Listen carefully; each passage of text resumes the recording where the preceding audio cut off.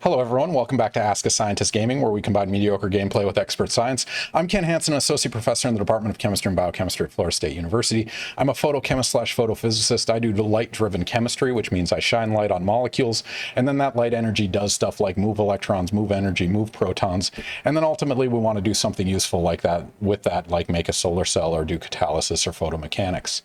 More importantly, joining me today is Dr. Jerome Irianto. Jerome, if you wouldn't mind introducing yourself. So hi everyone, my name is Jerome. I'm assistant professor in Florida State University in the Department of Biomedical Science, part of the College of Medicine. So our research mainly focus on cancer, studying cancer cell biology, but because of my background in engineering, we have an emphasis on the mechanical part of cancer. So like the stiffness of the tissue or how the cell migrate, what kind of energy they need, and that kind of stuff. What do you typically teach? So I teach in College of Medicine, so for the medical students, but for the graduate school program, I teach bioinformatics and image processing. So we work a lot of microscopy, nice. light imaging, and then again, I have a soft spot for genetics. So we try to do genomics, and then with the engineering background, we can do a bit of programming, so we can do some bioinformatics, so to analyze the sequencing data. So, very cool. Equally important, what game are we starting with? So I think we'll start with Road Fighter. I almost say Road Kills. Road Fighter. So we're going back, ladies and gentlemen. This is 1986, 1985. Konami for the NES. So how long has it been since you played this game? Oh my goodness, probably, I don't know. I'm probably 5 or 6 years old at that time. All right, it's been a few decades. Yeah. But this is one of those that anyone can pick this up and play, which is pretty fun. Yeah. But to be good at it. I remember it being very hard for some reason. Well, so we have no cheat codes in now, but we'll revisit if we want to do cheat codes. So you don't have to stress about the gameplay. Oh, it moves. Ohu20A, welcome, first time chat, welcome to the stream. Thank you for joining us. Ask a Scientist Gaming, mediocre gameplay, expert science. We're going to give Jerome a little bit of time to settle in because it's the first time I'm playing this game in like 30 years. But if you guys have any questions, you can put them in chat. I document them on my computer and I make sure we get to them. If we don't right away, we'll get to them eventually. If we don't then, remind me again and I promise you we will answer the questions. But thank you for joining us. Anyone joining us for the first time, you should click the follow button. One, it helps with our viewership, but two, you get notifications about future guests and when we have our next streams. See, it's like riding a bike. It's coming back. No, jinx it. I'm going to be impressed if you beat the first level first try. It's the oil patches that got me when I was playing. And you're going for points too. I respect it. Yes. You did it. You are sufficiently settled in. Are you ready for 3 hours of video gaming? I mean, thankfully, you're an actual gamer. Like, you play regular or semi-regular as much as you can with a kid, right? Yeah, I guess just start to pick it up actually after just maybe a few months ago, actually. So I stopped playing after my undergrad. Oh, okay. And yeah. And then which game brought you back? Or was it just... It's actually Elden Ring, and then I think the open space, the gameplay, and I think, I don't know, somehow I want to try it. Yeah. And get an Xbox. That's awesome. Yeah, my wife probably not very happy, but I mean, we need hobbies, right? You have to have hobbies. Oh, Fortnite, yeah. Halo Toxica, yes, we do need to play Fortnite. We played Halo, Halo 3 last stream. We've had some Halo Infinite on stream as well. A little bit of Call of Duty action, but yeah, no one's played Fortnite on stream yet. Yeah. I think it's like our age demographic, Fortnite is not the game of choice. I know, right? Yeah. And to be good at it, you have to practice. No feel. Mez, hello from Tallahassee. Well, hello from Tallahassee as well. We are at my house playing this game right now. All right, so if you guys have any questions, throw them in chat. But there's a question we always like to start with on the stream, and Key to this question is 5-year-old Jerome did not think he was going to be sitting here playing video games talking about his scientific expertise. There was a long winding path that brought you to where you are today. And so as the question is, what was that path? And can you remember key moments that like transitioned you like first to the sciences and then to biology, then mechanobiology? Like what were the major milestones that really stick out to you when you look back on your career? Yeah, so I guess I'm originally from Indonesia. So I studied there for until high school, and then I did my undergraduate degree in UK. So it's in medical engineering. So originally I was coming to UK to do medical school actually. But at that time, I think I forgot what year. I think it is 2003, 2000. So I started my undergrad in 2003 in medical engineering in the path to do medical school. But then during the course, and then that time, oh my god, okay, it's when people start to talk about stem cells. So at that time, you know, stem cells very hot, and then there's that potential of making like tissue for human for organ transplant, for example. The potential of making that from stem cells, I think, what attract the field a lot at that time. So I guess I joined a lab that do tissue engineering for cartilage tissue engineering. So cartilage itself is interesting organ because it doesn't have any blood vessels or so basically once it's damaged it cannot be repaired. And that's where the tissue engineering part of I really cannot concentrate. It's hard. That's part of the fun. It's a humanizing experience. Yeah. Yeah. Basically, I fell in love with tissue engineering and then working with cells and stuff like that, and just decided to pursue a PhD in tissue engineering. I guess, and then somehow things just fall into place, and then I contact my PI, and then he say, okay, you can apply for the studentship. If you get it, then you can get to the lab, applied, and then got lucky and get it, and it just from there, I guess, and then do my PhD in the UK, tissue engineering, and then did my postdoc in University of Pennsylvania, still working with mechanobiology part.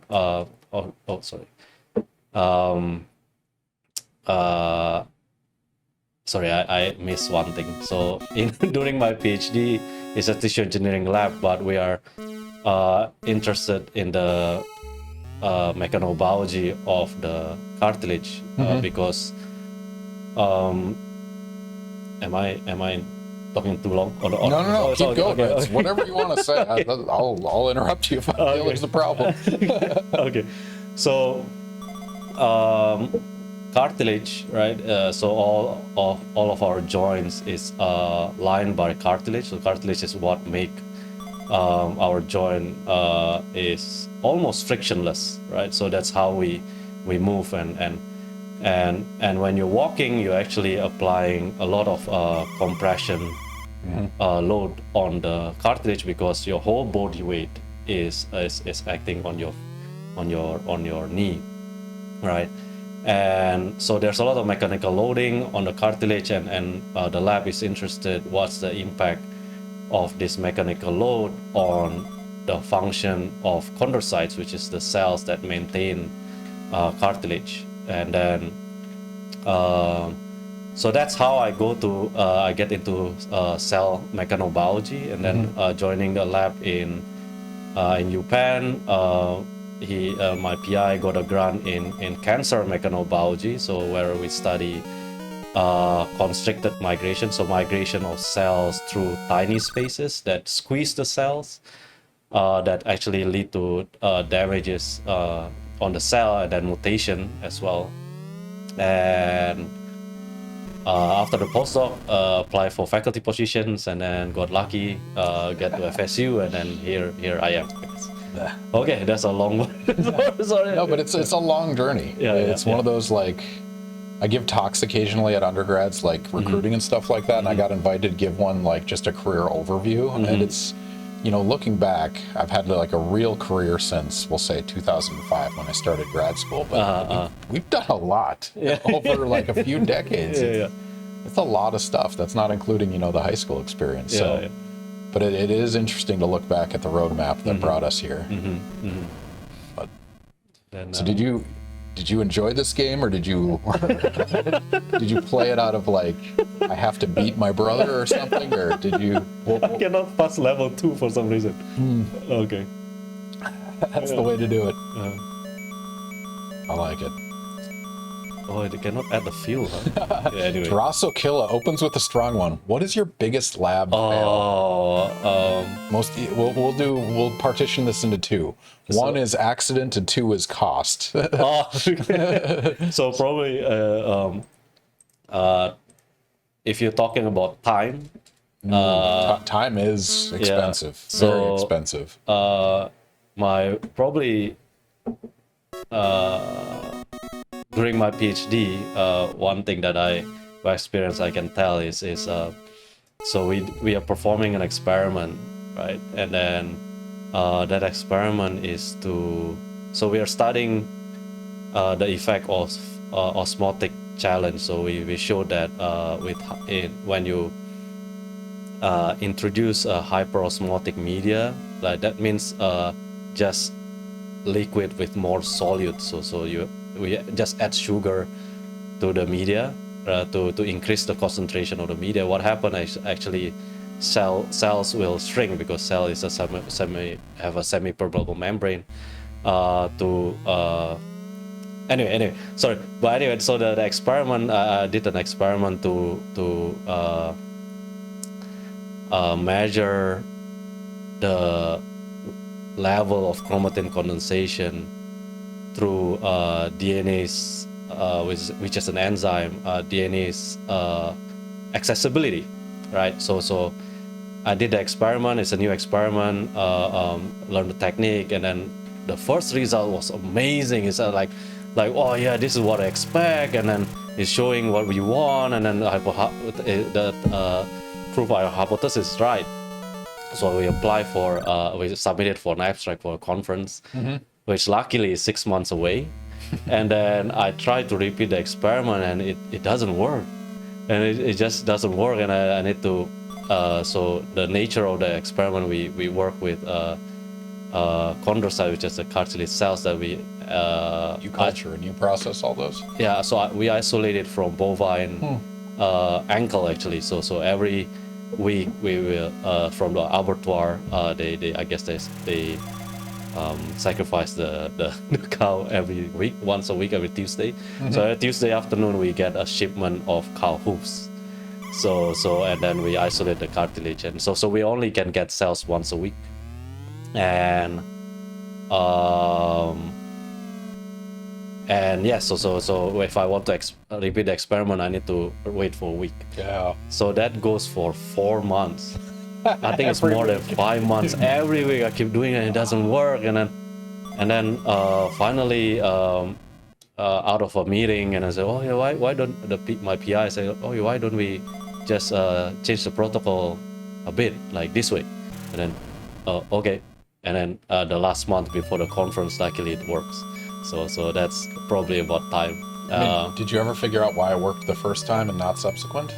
Oh, so what it turned out? So close. That was the finish line, right? Oh, there. Oh, devastating. Okay, last one. I'm gonna. Yeah. Oh, we'll put on infinite fuel after. Okay. You will beat this game. Okay. But sorry, did you figure out what went wrong? Yeah, I guess the difference was.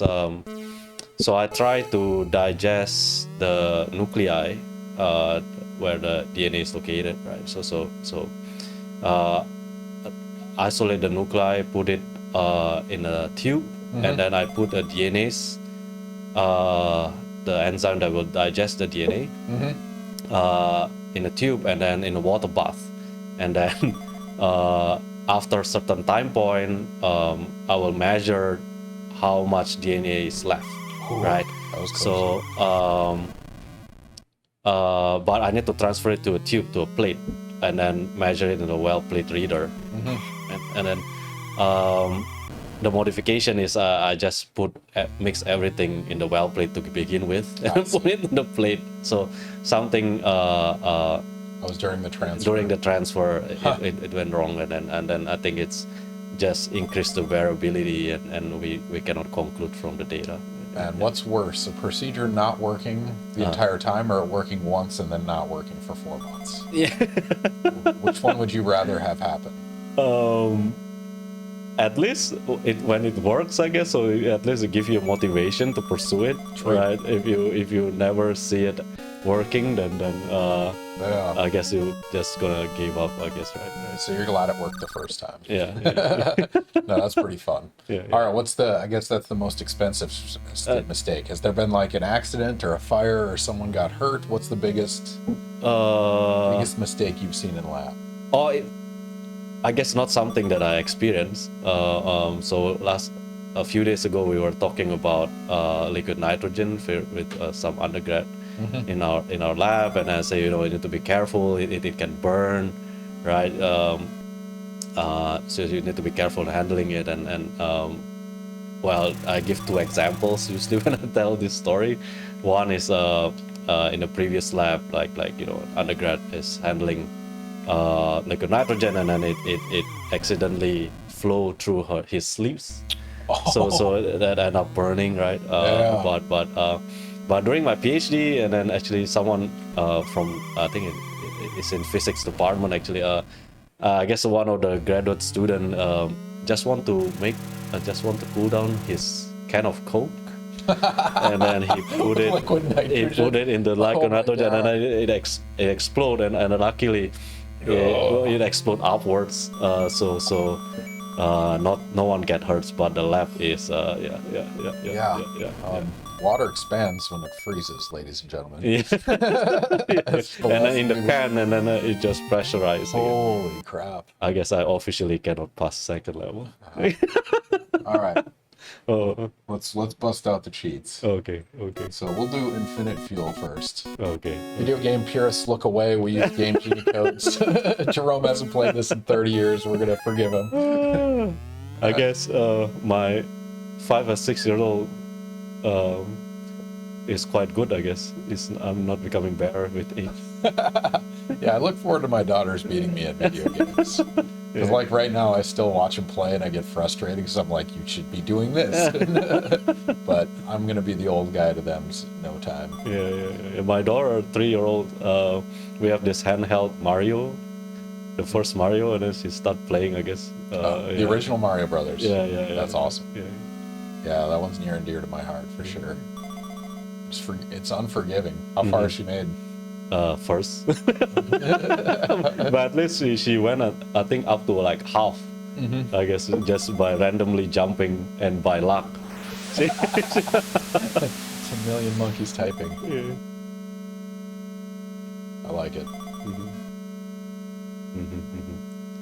Yeah, it's less intimidating without the fuel counter going down. Some of it. Yeah. Man, the cartilage not healing is something near and dear to my heart. So I've had 3 meniscus surgeries, one on one knee, one on another knee, and I had a labrum surgery in my shoulder, and it's just from football and karate and a whole bunch of stuff like that. But it is underappreciated. Like there's no blood flow, there's no healing. There's no curing it. And back then they used to shave off when it was like frayed and things like that. So I had my knees frayed. And then there was an experimental surgery I did when I was at University of Southern California, and it was they had like it was either pig or cow cartilage scaffolding they put in there and tried to grow on top of that. I don't know if you're familiar with that. Yes. I mean, is there anything more recent than that? I mean, there's discussion of stem cells and things like that, but is there? I think it's still an active research, like making a scaffold where the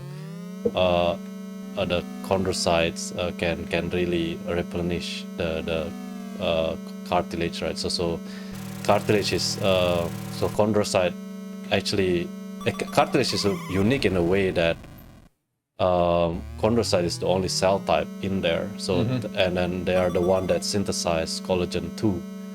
So instead of collagen 1, which is like bone or any part of the body, and it's still active research. There's companies that pursuing it, but there's no ideal way yet, I guess. I mean, it seems like long term, it's replacement surgery and putting in artificial joints. Actually, for with age, you have the also arthritis and stuff like that, and then it's the same issue because it's just wear and tear, that the cartilage wear and tear, and they just cannot heal themselves, right? Which actually is a high burden, in terms of quality of life and stuff like that. So unfortunately, there's no. I mean, that's one of the things that's underappreciated. Like, if you get things like cancer or something like that, it is a specific thing. But like knee and joint pain, it's just this chronic lingering in the background. It can have an enormous impact on your quality of life. But there's like supplements like glycosamine glycan. I don't know whether so they give it to older generations, I guess, when you have knee pain and then stuff like that. So it's actually the protein that make so cartilage is interesting, actually, if I'm allowed to talk about this. No, let's do it. But I want to learn. Mechanically, it's very interesting, right? So you have chondrocyte that make collagen 2, so you have collagen fibers, which is hard, right? You can think it as a cage, maybe, right? And then and it's filled with this glycosaminoglycan, like hyaluronic acids, and which are negatively charged, right? So what it does, why I'm talking about this is because they are negatively charged. They actually recruit war.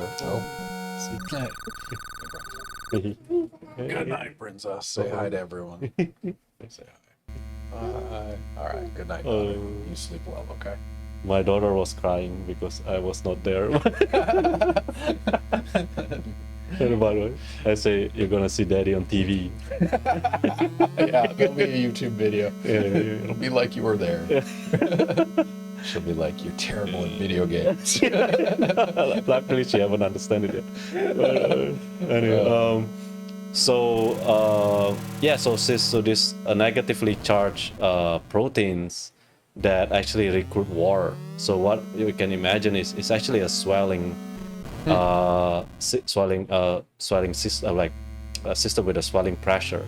So the water got recruited into the cartilage while it tried to swell, but the cartilage is stopping them from swelling. So it's like a balloon. You're blowing a balloon with water, but you have something hard that surrounding it, preventing it to swell even more, right? And then by this combination, this is actually how cartilage withstand your body weight, because when you compress the cartilage, the water will go out, right? But because your hyaluronic acid concentration is higher, it's trying to swell even more. So it's making your cartilage stiffer, right, to withstand that load. So it's kind of interesting, right? You can mix this biology and chemical properties of proteins and then link it to mechanics. I think is at the bottom line, everything. I think maybe someone will be not happy, but everything. I think bottom line is all physics, right? So like physics, and then it will go to chemistry and Yeah, no, I'm a big fan of that strategy because it really comes down to molecules and how they interact. Their interaction is electrostatics and physics phenomena. But translating that to a macroscopic level is astoundingly hard. That's what you do. That's even more complicated from cell to like physiology or the body, how different organ interact with each other and. yeah. And then on top of that, you have the psychological impact of chronic knee pain. Yeah, yeah. Also, Right, like, also, yeah. And then the how the brain, you know, like all the emotion and stress and Yep. and that also play along the hormones and stuff like that. Science is hard. Yeah. Thankfully, we don't have to do it all. We have Yeah, collaborators and different levels of research. Yeah.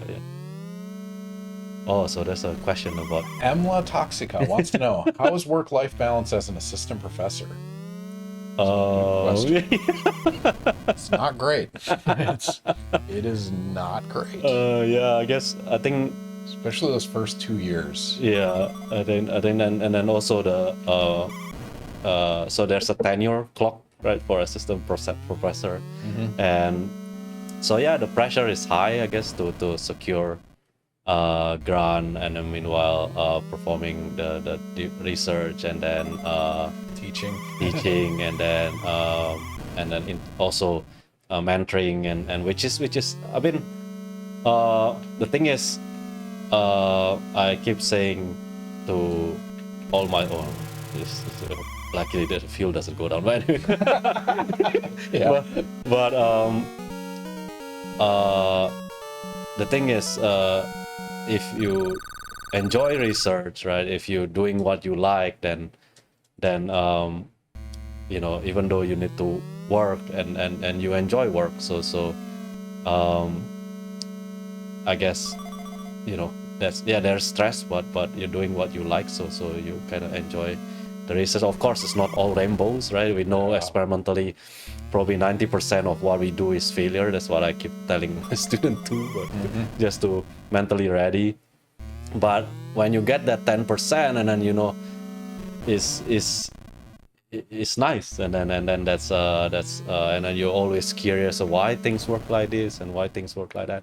Okay, sorry, I keep trying to maybe justify why doing research, but life balance, I guess now I have a 3-year-old, and then so things are a bit different, right? There's a lot of more obligation, like, you know, I need to send my daughter to daycare, and then need to pick her up at certain time, so I cannot work late anymore. But it is what it's a good thing, though. Yeah, Right? Like, yeah. in some respects, it forces you to have that balance, I think. Yeah. And at least that was my perspective. Yeah, and also force us to work efficiently. Yep. Right. I think a lot of time during my postdoc, you know, you work a lot, work late, but I don't know whether you know, a lot of procrastination and stuff. And there's more than one movie watched a day. Yeah. Like, sure, you're there for 12 hours, but really you work for 7. Yeah. But the work-life balance thing is interesting, because we're genuinely passionate about what we do, and we're our own boss, right? It's like a startup company, and you have to drive it forward, especially those first couple of years. But there's a really satisfying threshold when your students start to take over. Yes, independent, and they can start running things, and they can start training the next generation. Like, I haven't been, I'm in a different place than you are, but I haven't been in lab in probably 5 or 6 years. Like, in terms of actually doing an experiment. I stop by lab and say hi, but I haven't measured anything in a long time. Yes. So, yeah, the balance comes later. Yeah, but that's true. I think so I think that OHU 2A is my student, probably all I can. But I mean, when I hear him giving the talk in the seminar in the department, and then it really, you know, it gives me that sense of, you know, no, there's a really... hopefully, I keep saying to him that hopefully he don't regret coming to my lab because of the amount of work, but he works so hard. But anyway, that's intimidating too. That's underappreciated. Like, especially if you have a really motivated, good student, like, you want them to be successul, and you want to do everything you can. Sometimes stuff doesn't work. It's another stressor that you don't expect going into this job. But it's fun. We love it. We enjoy what we do. I think associating it like startup is I think is I think, like, you know, the more you do, like any other business, right, or the more you do, the more you get out of it also. So in a way, I kind of, like, you know, feel like it's like grinding in the game. You know, like when you, Yeah. I stopped play. I write in my profile that I kind of stopped playing game because of World of Warcraft. You know, like and then you start grinding and grinding, and then yeah. But I think there's a similar feeling when you with this kind of research. Yeah, the more you do, the more you get out of it, and you get more satisfaction. So the most successful students I've seen in grad school are the ones that can get knocked down over and over again, and then have that one success, and that drives you forward. The students that typically wash out fairly quickly are the ones that just want stuff to work. And this is one of the issues sometimes like a 4.0 student will struggle with, right? Because they want it to be right. Research never works like that. Yeah. And so it's a battle to go through. Yeah, I think going to graduate, I mean, like research, I think it's important to have that mentality that we are here to learn, right? We are always learning. Oh, I just missed that.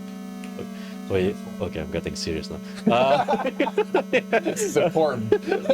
but yeah, I mean, whoa, what's happened? Did you knock him off? Yeah. Oh, that's another cheat code? Oh no. No, I didn't put it in. Oh. But I mean, what was I saying? Grad students getting knocked down, getting back up again. Oh, yeah. I forgot now what I was going to say. No worries. I was paying attention because you were on a roll. That was really solid gameplay. So how far did you go in World of Warcraft? Which expansion did you stop at? Oh, I didn't do any expansion, actually. You did the original? The original, yes. So yes, you stopped when, what was Burning Crusades? Was that the next one? Yeah, before that. The Burning Crusade is the ice... No, that's Lich King. Oh, Lich King. Oh. Yeah. Burning Crusade was the portal. Goes without saying, but I played World of Warcraft as well. I played Burning Crusade into Lich King. So that was my phase. That was during graduate school for the most part. But you're right. That is it's a grind, right? You're grinding, and it is a good analogy for graduate school because graduate school is a series of different skill sets. Writing is a different skill than doing experiments, from planning to organizing to blah blah blah. And you're trying to get incrementally better at all those little skills. And the same thing with World of Warcraft. You're getting better at metallurgy or leather working or fishing or whatever. To blacksmithing. No. Exactly. Yeah. All right, Jerome, we're a half hour in. We should do a prediction because we got some fun ones tonight. Yes. Which one do you want to do? I guess if we do chronologically, it would be good. So I try to. It's a narrative. Yeah. Hopefully it'll become like that. But anyway. We'll find out. Yeah. I'm excited. All right, ladies and gentlemen, so I want to put a prediction up on the screen. So those of you not familiar with the channel or Twitch in general, we have something called predictions. Usually it's for video games where they'll post a question like, will they beat this level? Will Jerome beat this level? The answer is yes, because he has infinite fuel. but and then if you don't have infinite fuel, it's a fun question for people to bet internet points on it. So we have standard internet units on this channel. They are useless for anything outside this channel, but they are fun here. You get to bet as many of them as you want, depending on how confident you are in the answer. You also get to do things like make us take a drink, or you can request a factoid with the points that we have. And so we use, instead of gaming questions, we use science questions that the guest has come up with before coming over to my house. So we're going to pop up a question on the screen right now. If you're not following us, click the follow button. You'll get 300 standard internet units that you can gamble on this, or whatever points you have in front of you. You get more points by watching us play. But yeah, we're going to put the prediction up right now. And so on the top of your chat, you'll see a button that says predict. Click that predict button and you can pick the answer to this question. Elephant cells are bigger than mouse cells, true or false? It's a fun one. What I love about this question is this is digestible by anyone. Everyone knows what a mouse is. They know what an elephant is, hopefully. And if you know those two things, you can make a guess on this question. So yeah, make your predictions right now. Is elephant cells are bigger than mouse cells, true or false? And depending on your degree of confidence, you can bet more or less of your standard internet units. Again, they are useless. This isn't actual money. This is entirely for pride, as well as making us take a drink. Cuddle Puppy, welcome back. It's been a while.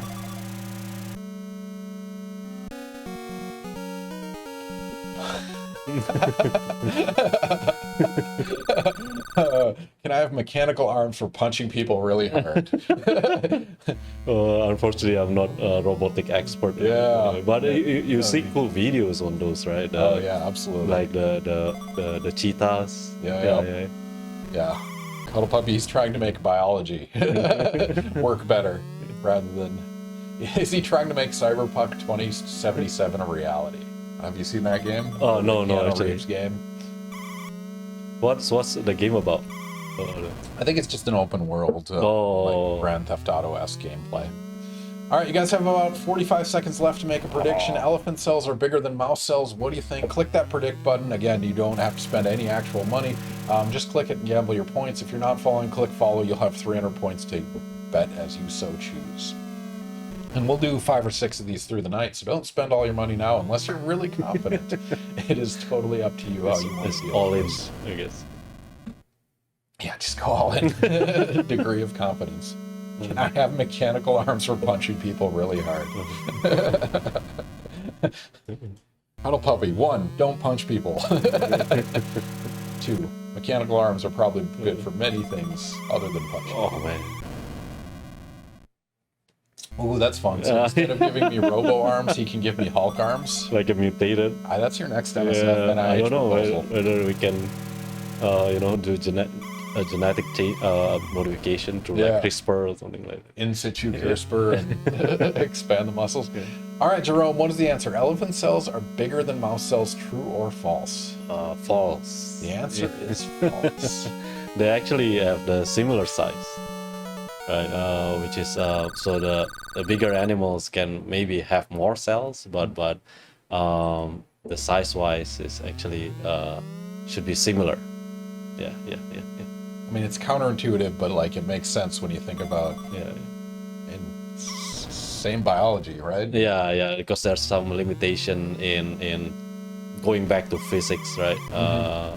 And there's also cell size control also. Different. I mean, so there are some unique examples, and maybe like marine biology at higher pressures, they see bigger cells. Oh, right? There's some examples of like there's cells that can grow to be like 1 centimeter, absolutely huge cells. Oh, are you talking about the like frog egg? Frog egg actually can go very big. The largest cells. Egg cells, 1,000 times larger than sperm cells. That's a fun fact to it. Egg cells of an ostrich are the largest cells. I mean, there's other ones too, like giraffes. Don't they have really long neurons? Oh, I don't know that. Yeah, I think they do. Oh.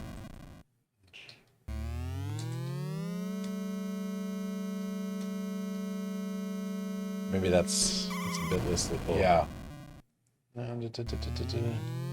This actually becoming this feeling like the game that you have for toddlers. the one that cycling and then you have a steering wheel. Yeah. Ostrich yoke. Yeah, ostrich yoke. That's pretty fun. I mean, yeah, it's hard to look at a mouse and an elephant and say those are the same building blocks. Yeah. Right? Yeah. How much DNA is shared between an elephant and a mouse? Oh, what's your guess? I don't know. If you do like a homology search, I don't know enough genetic. Why I hate to guess. I guess if I just blankly guess, maybe like 80%. I mean, so all mammals are somewhere above 50% similarity. Right? Yeah. At least that, right? It's gonna be pretty high. Man, it's mind-blowing. I don't know enough biology. But speaking of which, so there's this, so you do mechanobiology, but you're also doing like physiology and things like that. And so there are different departments at FSU. So you have like biomedical engineering, you have biology, you have biomedical sciences. I mean, what puts you in biomedical sciences versus the other ones? Or could you be in these other departments?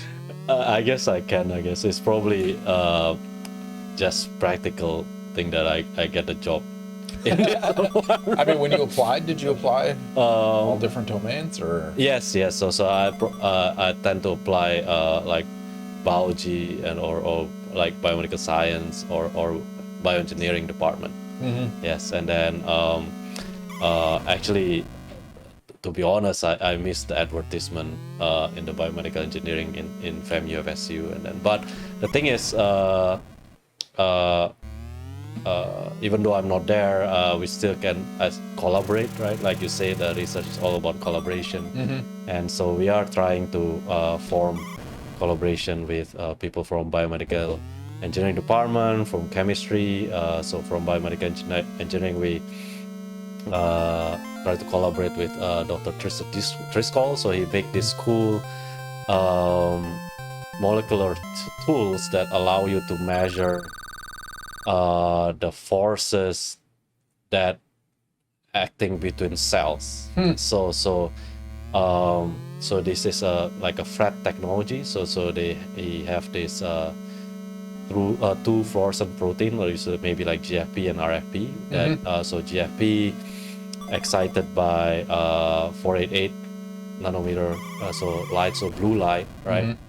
And then it will emit green light, and then the green light in turn potentially excite the RFP. So when you just shine your samples with green light, if the GFP and RFP is close by, instead of getting shining blue light and then to excite the GFP, but instead of getting green, you will get the red signal. So that if they're close by together, then you can it can excite. I mean, like the GFP can excite the red, and then you get emission of the red. So if the connection is under tension, then the GFP and RFP will be further apart, and then you don't get that red signal when you're lighting with green. So that's the principle of it. But the application is very cool. So you can measure forces within the cells, right? So I don't know, I might be biased, but I think it's very cool. No, so you're literally just squeezing the protein and putting certain branches together and it has the probes on them. So more like tension. So the tension will pull them apart. I see. And then Yeah. That's really cool. Yeah. So in a relaxed state, they'll be close to each other because they have an elastic linker between the GFP and RFP. Yeah. So only when you have tension that.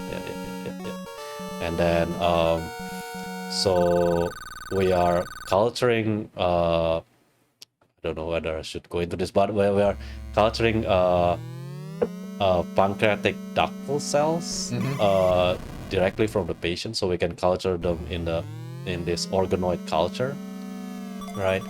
And we're comparing them with pancreatic cancer tumor cells, organoid, right? And we observe different architecture of the organoid. So I don't have images here, but you can actually, when you culture these cells, we need to culture them in three-dimensional hydrogels.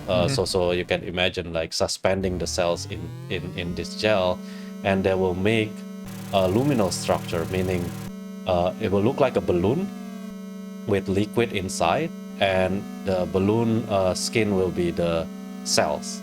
So because it's a ductal cell, so it usually make like ducts, like vessels basically, right? So to make this, they need to make a liquid space in the middle. So when you culture these cells in this organoid culture, you can see this structure, right? So you have epithelial cells acting like the skin of the balloon, and liquid in the middle, creating this pressurized system again. Now, and that's how you control your pressure, is with the amount of liquid. So they actually, the cells biology is so complicated. So the cells actually has the ability to pump ions into the space, and then increasing the osmolality, concentration of solute inside that space, that force passive like, you know, but because of the osmotic difference, the liquid need to go in. Jeez. Right? So that's how these cells did make this structure. So we see differences between the normal and the primary tumor. What we observe is when in the normal, this epithelial cells is actually very thin and spread because the pressure is very high inside, creating basically like blowing a balloon, right? So if you blow a balloon with a lot of air, you get higher pressure inside, and then you got more tension on the balloon. So basically, you're stretching the balloon, right? So what we observe in the primary tumor, these cells are thicker, so implying actually that the pressure inside the lumen is lower, causing less tension on the cell. So in a more relaxed state, I guess. Yeah. I kind of forget why I'm saying No, all this. we're talking about the fluorescence, and so you actually yes. measure the real cells then. Yeah, so now the question is it really less tension? So one way is to use this Fred sensor, right? If we can put it into the cell, and when we can see whether indeed the tension between these cells are higher in the normal ductal or not. So why we bother studying this? Because we hope that if we can find differences between the normal and the tumor cells, then we can understand the cancer cells better in a way that maybe this phenotype, this change of even pressure, right, of the lumen is important for progression, right? So basically, we have a dysfunction system like the tumor organoid, right? And we are just studying why is that. So in the hope that we can identify some differences that we can exploit and perturb the progression of pancreatic cancer. Right? Yeah. But anyway, cool. Sorry, I tend to talk too much. Do you? No, no, it's a fun area. I mean, I'm going to geek out a little bit because I do fret. Like, I do energy cascade and self-assembled systems. So I'm very interested in the orientation and distance dependence to that phenomenon. And so when you guys measure it, you're just looking at color ratios between the two emitters? Yes. So I think so Tristan is the expert in this. So I'm relying on him. But from the quantification, he will have a Fred index, which is the ratio of intensity between.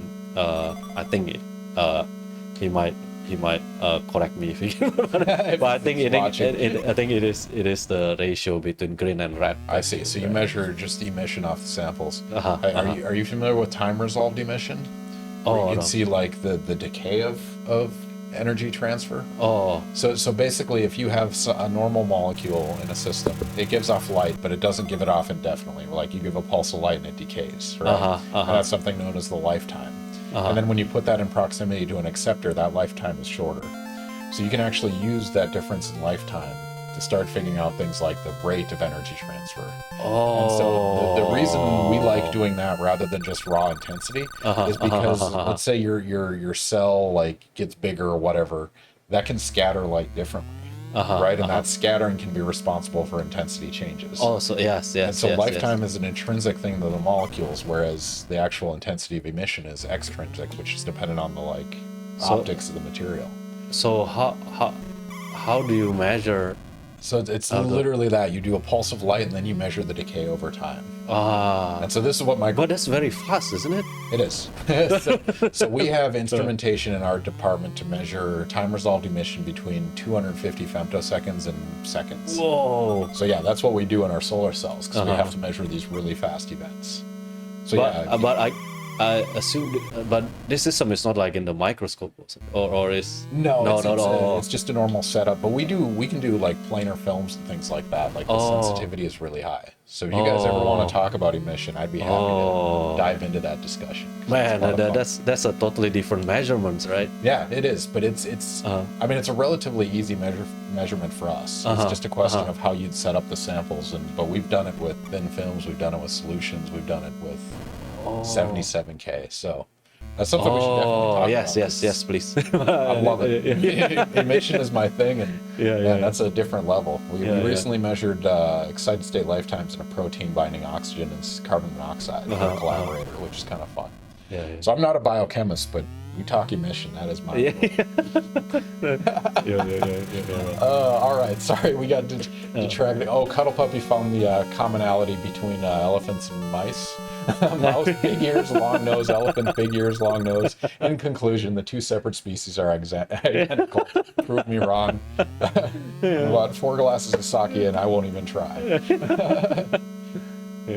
Emla Toxica, do you guys use Reddit? If so, which subreddits? Are you a Redditor?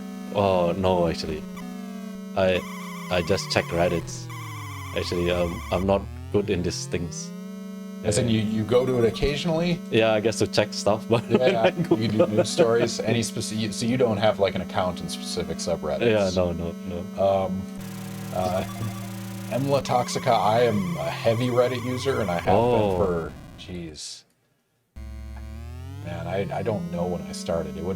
It's been over 15 years probably on Reddit. I was there when it was like 100,000 people. So I was a moderator for the chemistry subreddit for a long time before I started professorship. My main Reddits now are chemistry, FSU, Tallahassee, plus I'll do the speedrunning subreddit just because I like speedrunning. It's a fun hobby to have. So yeah, those are my main go-tos. I also advertise pretty regularly for my guests on Reddit, because it's like 2 weeks ago I had a historian, Paul Renfro, on. I'm like, I don't know historians. That's not my area. But I'll go to the history subreddit and like post, hey, if you guys are interested, come by the stream. And so, yeah. And no, there is not. Thank you, Cuddle Puppy. Our Ken Hansen feet pics is not a sub. But if this whole professor thing doesn't work out, OnlyFans is my backup. So Cuddle Puppy, keep an eye out for that. Yeah, remember when Reddit was full of tech bros who had some pretty gross views on social policies? That is still a thing, but it's only feed, absolutely. But yeah, the thing about Reddit is you have to find a very small community that you enjoy communicating with. And even those sometimes, like, even the chemistry subreddit is dominated by synthetic organic chemists, and you can tell it by what they upvote and what they care about. And so, yeah, it's plus or, pros and cons. Oh my god. So I don't even know what level you're on. Are they still? Are they new levels? Do you want to try something else? Oh, maybe it's time to Bishi Bashi. I guess we can. Yeah. Let's do some Bishi Bashi. All right. Well, it's more fun about it. But yeah, I guess I'll go play. Let's do it. Computer. This game is off the rails, ladies and gentlemen. You're about to experience something amazing. So, do you want the Japanese version or the English version? Oh, a Japanese version, I guess. But I don't know what. But yeah, it's the same game. It's just going to be in Japanese language. Yeah. So, do you want it in English or Japanese? It's up to you. I guess Japanese. I guess it'll be funnier. I think it'll be visually fun. Yeah. Oh man, when you told me about this game and I tried it, I'm like, oh my god, what have we done? So I use this. Yep. It'll be. That controller. Yeah. Yep. Yeah. All right. Whoa, that's a big screen. All right, I gotta adjust the screen a little bit. Oh. Don't worry, it'll come back. I'm sorry, I keep forgetting things because it's like it's hard to multitask. It really is. I mean, but that's part of the fun of it. So hopefully, if you have fun. All right, I just gotta adjust the size here. Oh my god, so big. But this game is off the rails. Yeah, so I think I first saw this in the arcade, and it's just like 3 buttons that 3 big buttons for each player, and you can play 4 player. So press start. Press start, yeah. All right, so I think the second one is play alone. I guess it should be. Okay. So the bottom one is pick. This one I think is random. Do you remember the games? Because I would do the bottom one if you remember the games. No, I guess it's random. I guess, right? We're gonna see. Maybe I should just English. Okay. This game came out over 20 years ago. We apologize for any culturally inappropriate references in this game. It is crazy. This is a perfect Japanese arcade game. It really summarizes a lot of stuff. So okay, that's easy enough, right? Yeah, so anyone not familiar, this is a series of mini games, and it gives you instructions beforehand. So you can use the arrows or the bumpers to control this. So ready, set, go. And I guess this was big in competing with friends and stuff like that. I think this is much better than the other party games like Mario and stuff. I don't know, ladies and gentlemen. You'll have to tell us how you feel about Bishi Bashi, because this game is something else. You can imagine you're playing with many people and then you just try to be quick in them. Yeah. No, this is a fun party game type thing, right? And it's just you compete with each other. I'm losing, is it? I think it's just get as much as you can, right? Yeah. We'll do cuddle puppies first. Have you guys seen the Japanese sexy naked dude space shooter arcade game? I can honestly say I have not. Cuddle puppy. I've been to Japan twice, and it's amazing. And like the malls and stuff, it's like an arcade. Every third store is a major arcade with crane games and whatnot. All right, Zebrafish has a question, a science question. How is AI, or how will AI change your research? Oh yeah, that's a big topic, right? So now with the chat GPT and stuff like that, it's actually make it easier to learn things, I think. Things are more accessibility, but the thing, so I play with chat GPT a bit, and I mean, like, we just have to be careful, I guess, with because it's basically an algorithm where you choose the best next word, right? So the algorithm is basically predicting the next best word. So there are instances where I'm trying to study some new pathway like that. I'm just asking, so for example, does TGF beta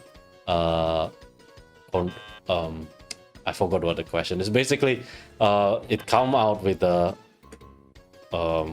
so I cannot concentrate. This one, I was gonna say, you have to spell things. What is the goal here?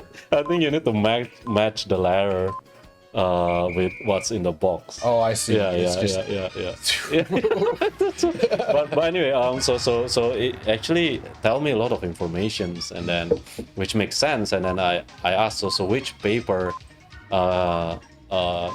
is which publication are you citing to this different knowledge, right? And then they suggest, they say, oh, it can be cited from these 3 papers, right? And the last paper actually is not there. There's no such paper that is I guess it's just the algorithm will somehow made it up. Yeah. And when you Google it, it's not there. Oh, man. So there's that danger, I guess, right?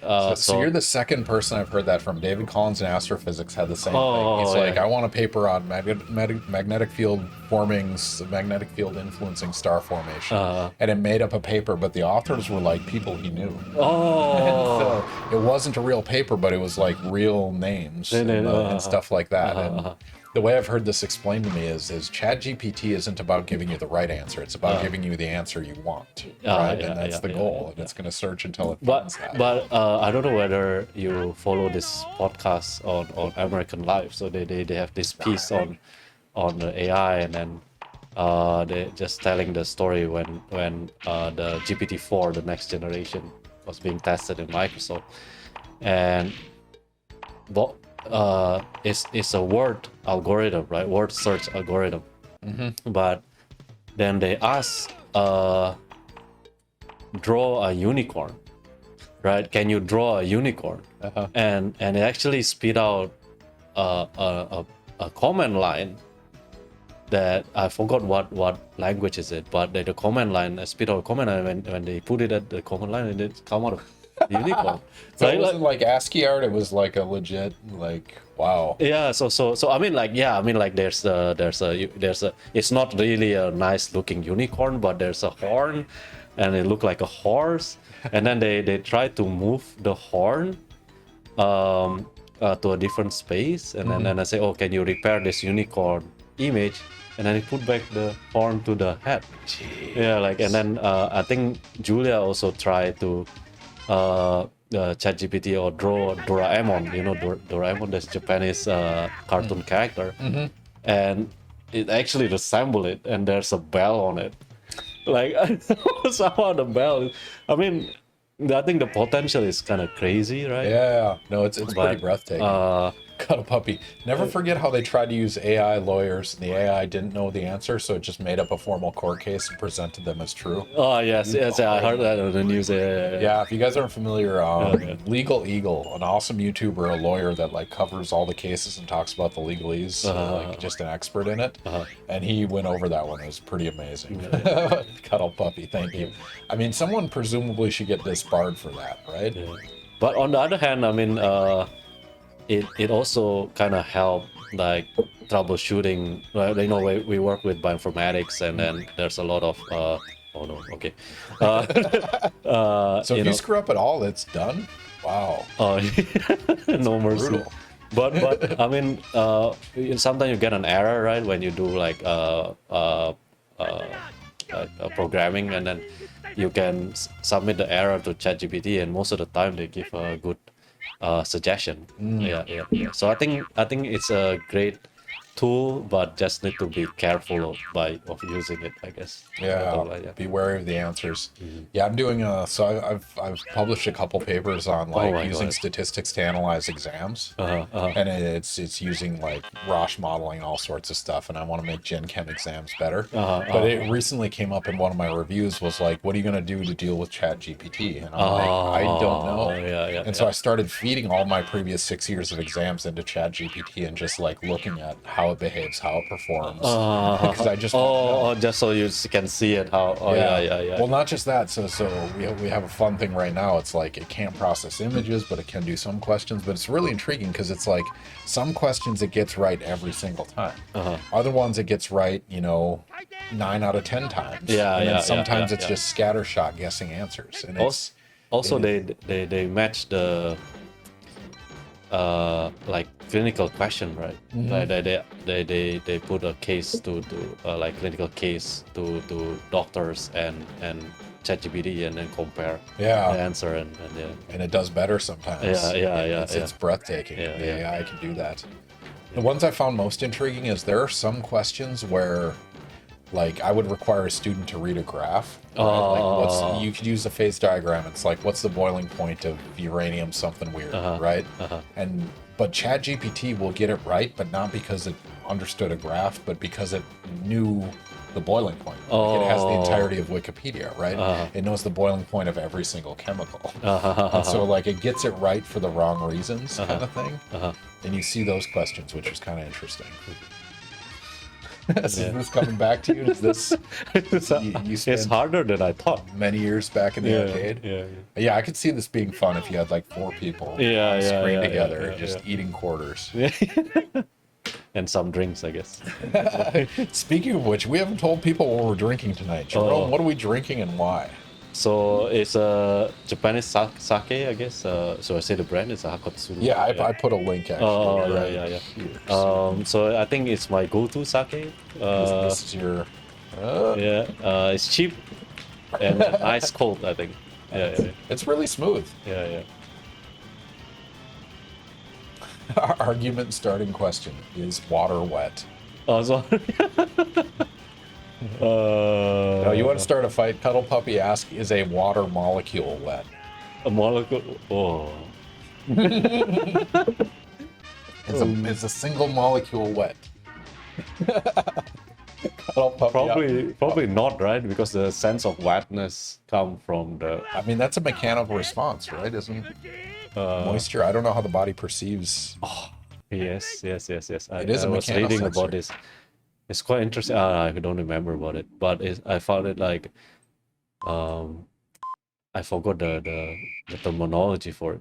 I mean, no one's gonna double check. Well, maybe we have an expert in the audience. Because there's I remember this high school researcher actually in our department do a science fair on that, how our body sense. No, it's making a sensor to. I don't know. This is making sense. Turn up your volume a little bit. I don't think the audience. You guys will have to let me know if the volume is too quiet or too loud. Because you guys need to hear the excellent sound effects from this game. All right, Jerome. We should I've had people insist that the ocean is not wet, but it's also not dry. That is an interesting. I mean, it's not wet in the sense that you can't drink it and survive long term. If that's what you're going for. Oh, that's actually all about osmolality, right? Yeah. Because the fact that the ocean water, I mean, seawater is salty, so it have too much salt, and instead of hydrating, you actually take out water from your body. Yeah. I don't know. I'm a bit biased against osmolality. Osmosis be damned. All right, we should do another prediction. It's time. Should we just go down in order? All right, we'll do another prediction, ladies and gentlemen. If you're not following us, click the follow button. We're going to throw up a prediction right now. You can use your standard internet units to make a bet on this prediction. But the idea is we're going to pop up a science question. You guys are going to have two answers. You're going to have to answer them. Don't use ChatGPT. This is Ask a Scientist Gaming honor code. You have to just answer with your knowledge. And let us know how many cells in an adult human body. Is it 30 million or 30 trillion? That's a big range of values. Is it 30 million or is it 30 trillion? I cannot tell cold versus wet sometimes. Yeah, that's pretty intense. That's true, right? Yeah. I also, when you do laundry, when you after you dry, you're not sure whether it's dry or not because it's cold. Yeah, I know, exactly.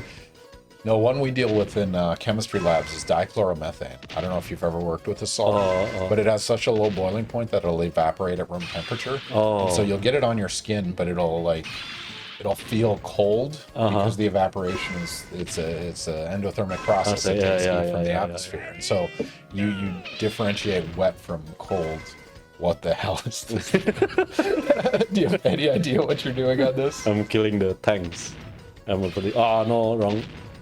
Oh, you're the dragon. You're not the dragon. pig. Yeah. What a twist. I think I'm getting used to the PS controller now. The color. Yeah. Try going into the deep south during the summer. You'll be able to tell the difference when it's 90F with 100% humidity. Man, we've felt it recently. Are you familiar with wet bulb temperature? I'd never heard this phrase before. Oh, no. So normal temperature that they report in weather channels and stuff is a dry bulb temperature, which is basically just the dry, raw temperature. But there's a wet bulb temperature where it's basically you need the water to conduct heat. Right? And so it has to do with humidity. And there's this crazy thing that if it's above like 95 degrees Fahrenheit plus 100% humidity, it's a threshold where the body can no longer dissipate heat. Because it can't do it through evaporation. Because it's more wet outside than it is on your body sweating. And so there's like a fatal threshold where humans can't, like, no matter what you do, sweat as much as you want, you're still not cooling your body down. And it actually ends up being fatal. Yeah, because that's the whole point of sweating. Right? Exactly. It's what I should look up. I hadn't heard of this till recently because it hit us this summer. We got above the wet bulb temperature of like fatality in the south, which is kind of crazy. All right, here's a Wikipedia link for anyone that's interested, because it's an intriguing. I mean, this might increasingly become an issue for us. Wet bulb temperature.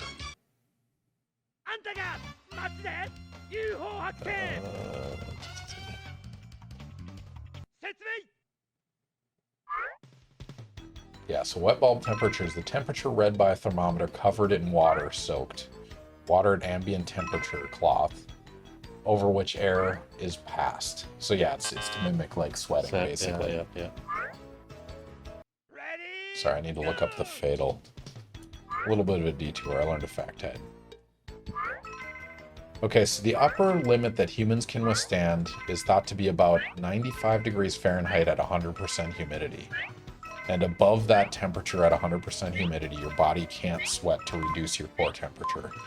So if you're like outside, there's a limit to how long you can be outside, which is pretty intense. There was a map recently that showed like in the south we're hitting that temperature, which is crazy. Yeah. All right, sorry to detract from the questions. All right, so everyone had their vote so far. Jerome, what's the answer? 30 million or 30 trillion cells in the human body? So it's 30 trillion. 30 trillion so cells. many, Well, I guess if you do cell culture, it's gonna give away, I guess. No, that's true. You're actually counting that space. Yeah. How do you guys do automated software that counts cells?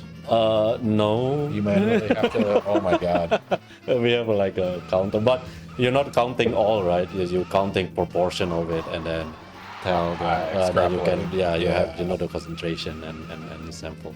That's pretty intense. 30 trillion cells is a whole lot of cells. Yeah. And that's proportional, presumably, to height and weight. And Yeah, yes. But it is human body. Yeah, I guess bigger animal also have bigger, more cells. Yeah. plenty of gray area between 30 million and 30 trillion cells. So 30 trillion is a spectacular number. We should do the next one right away because this is related to that because we know what that number is. Yeah, actually, with those until here probably related. But I don't know whether it's too fast. No, I think this one's a good one to do right now. Yeah. All right, so again, if you guys aren't clicking follow, click the follow button. One, it helps our channel and visibility and watchability and all that stuff through the Twitch algorithms. But two, it also gives you standard internet units that you get to gamble on our science questions that we're going to throw up. And so we just learned that the human body has approximately 30 trillion cells. 30 trillion seems like a pretty specific number, as opposed to 25 trillion. But nonetheless, the order of magnitude is in the trillions range, so several tens of trillions. So the next question is kind of related to this because it gives us another number estimate. So you have 30 trillion cells in your body. The next question we have is, how many cells in our body divide per day? And this is an interesting one, right? Like every atom in your body is replaced every 7 years or so, like the approximate estimate. Oh, I don't know that. When you cycle through. Yeah. It's something like that. But you have cell replication all the time, repairing tissue and fixing things. The question is, of the 30 trillion cells in your body, how many cells in our body divide per day? How many of them replicate? Thinking about hair, blood.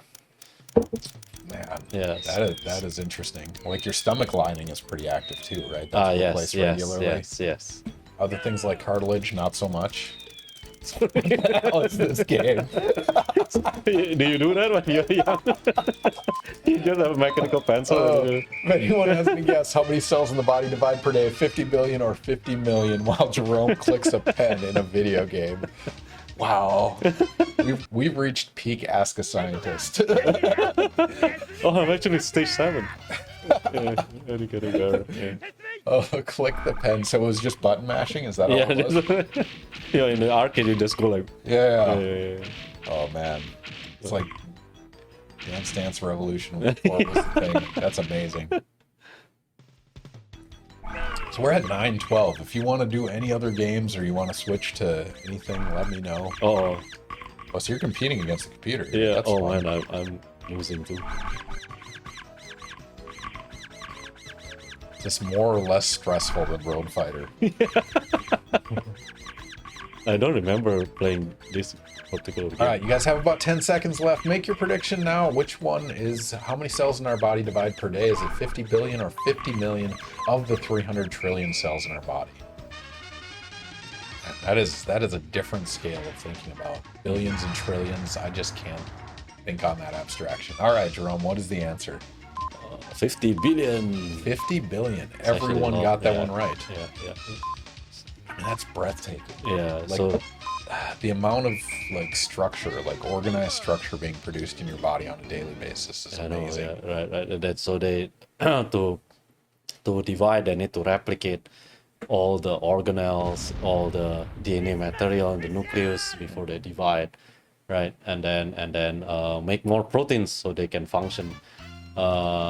Which is kind of crazy. So the reason I put this cell division, I guess, to segue into cancer, I guess, to discuss about cancer. I mean, it's a very detrimental disease, not only because of the disease, but also like the patient burden is not only the disease, but it's also mental. A lot of mental disease, I think. But it's not a nice thing to talk about. But oh yeah. Oh, thank you. Right. But so we need to divide a lot, and then it involve replication of the DNA, and then cancer, like you heard a lot, and it's always involve mutations that happen in the DNA. And one of the source of that error is this replication, right? So when they make new DNA, and then when you have an error, and then you get that kind of mutation. But of course, it can be other sources too, like you heard about smoking, and that's just a carcinogenic, and that damage the DNA, and then when they need to repair, then again you get wrong repair, and that's how you get mutation kind of thing. I mean, so you might not know this answer off the top of your head, but of those 50 billion replication events, like what percent is just bad? Like how good is the body at doing that? I don't know. I tried to Google this to give a good number, right? But what I cannot find it somehow. I remember that actually I might be wrong, but what I know is this: every day actually we make ourselves maybe 1 to 6 cancer cells. That cancer cells by definition. Oh my god. Oh, okay. You just hammered this drug. but basically cells with uncontrolled growth, right? But the thing is, in a normal situation, actually, our immune cells can detect these cells with errors, like these cancer cells, and they can kill it. And then that's why that's how the body protect ourselves from the cancer. Or also there's mechanisms to if you ever heard apoptosis, so controlled cell death. Yeah. So that's when the cells itself know that, okay, I'm not right, so I should well, I don't know what's the right word, but it's like control cell death, so basically suicide. But sorry to interrupt. Is this color coded with the buttons? Is that yeah. Oh my god! So if you don't know PlayStation controller, you're absolutely screwed. Yeah. Anyway. Oh man, that's tough. Yeah, but we have a lot of course, a lot of sort of protections, right, against these cancer cells, and basically it become bad when these checkpoints or controls are compromised. Yeah. Right, that the cells can evade immune system, or they somehow cannot tell themselves to apoptose, basically. Yeah, right. So what was the number you said? It was like 1 to 8, I think. 1 to 8 cancer per day. cells. Yeah. So out of the 50 billion replications, 1 to 6 might lead or would lead to cancer. Presumably, there's a lot of replications that fail and the cells just die. Yeah. But that percentage, It doesn't include that. Yeah. I mean, if you had to guess, that it's less than 1% or something fractionally small. Yeah. Cells have a lot of like different machineries to control also the correct copying of the DNA and DNA replication and stuff. Like there's a there's a lot of controls, I guess. Well, what blows my mind about biology in general, looking at evolution, is that like our evolutionary tree demands that replication is not perfect, but not perfect also gives you cancer. And like there's this perfect balance of biology that's just absolutely breathtaking. Yeah, isn't it crazy? You think about it? Yeah. I mean, so we got 30 trillion cells, 50 billion replications a day, every single day. People are going to tanning booths, just destroying their cells recreationally. Oh man. What is this? I think there's some words in between. They're supposed to guess what it is. Can you read Japanese? No. We should have got we have the English. Oh, version. actually, if you look at it several times, then you know what it is. I want to know who this guy is. Yeah. Man, Jerome, when I emailed him to play this, to do Ask a Scientist, he was like, have you ever heard of Bishi Bashi? And I'm like, no, I have not. But it was the first game I downloaded, and I played a bunch of these. So we have the English version and we have the Japanese version. Jerome chose the Japanese version. I thought I'm up for the challenge, I guess. Without instructions you can follow. Man, 50 billion replications per day. I mean, so you've done cancer research, and this is breathtaking to me. You mentioned in your introduction the mechanical part of cancer, which is something very underappreciated. Like, it's easy to take this abstraction of it's just cells dividing out of control, but there is a mechanical component to that. Can you expand on that, like what that looks like and how it matters? Actually, if you think, actually, it's quite common in some cancers. So, for example, when you do mammograph for breast cancer, how they measure is actually the whether you hear whether you have a lump, right, and then and whether you have a stiffening of the breast, like that. Yeah. So that's actually because the tumor is stiffer than normal tissue, and what driving that stiffening is a process called fibrosis.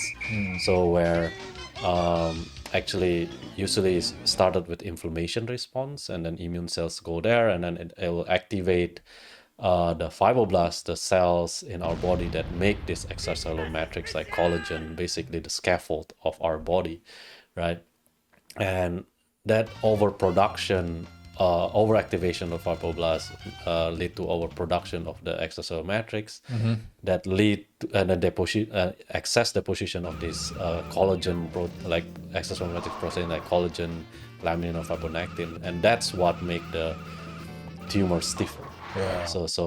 But the mechanobiology side, I guess, what I like to thing is that cells actually can sense this change of stiffness. When we work with sorry, I get distracted. We're focusing on your research. yeah. But when okay, probably I should go. No, I mean, it's intriguing. So the cancer like lump, it's a higher density, right? It's a more dense, and the blood vessels are smaller, typically, right? The oxygen content is lower. The water content is presumably lower. And these are all the indicators that we use. Yeah. And you're studying like why that happens, or ways that you can respond to that. What Yeah. the hell is this? Wow. I think I just need to move when the. Yeah, I do. Let's solve it and answer this question. Too distracting. Okay. So there's multiple aspects, right? If I give short examples, like you said, it's more dense. The blood vessels are smaller, and that's because you can imagine the tumor is keep growing and growing with this limited space. That's what make more compaction, right? I see. Right, and then this lead to the just limited space make the blood vessel smaller because it's compressed by the cell itself, right? And that actually contribute to compromise, like it inhibit drug access, right, to the tumor. So that's also a big issue, right?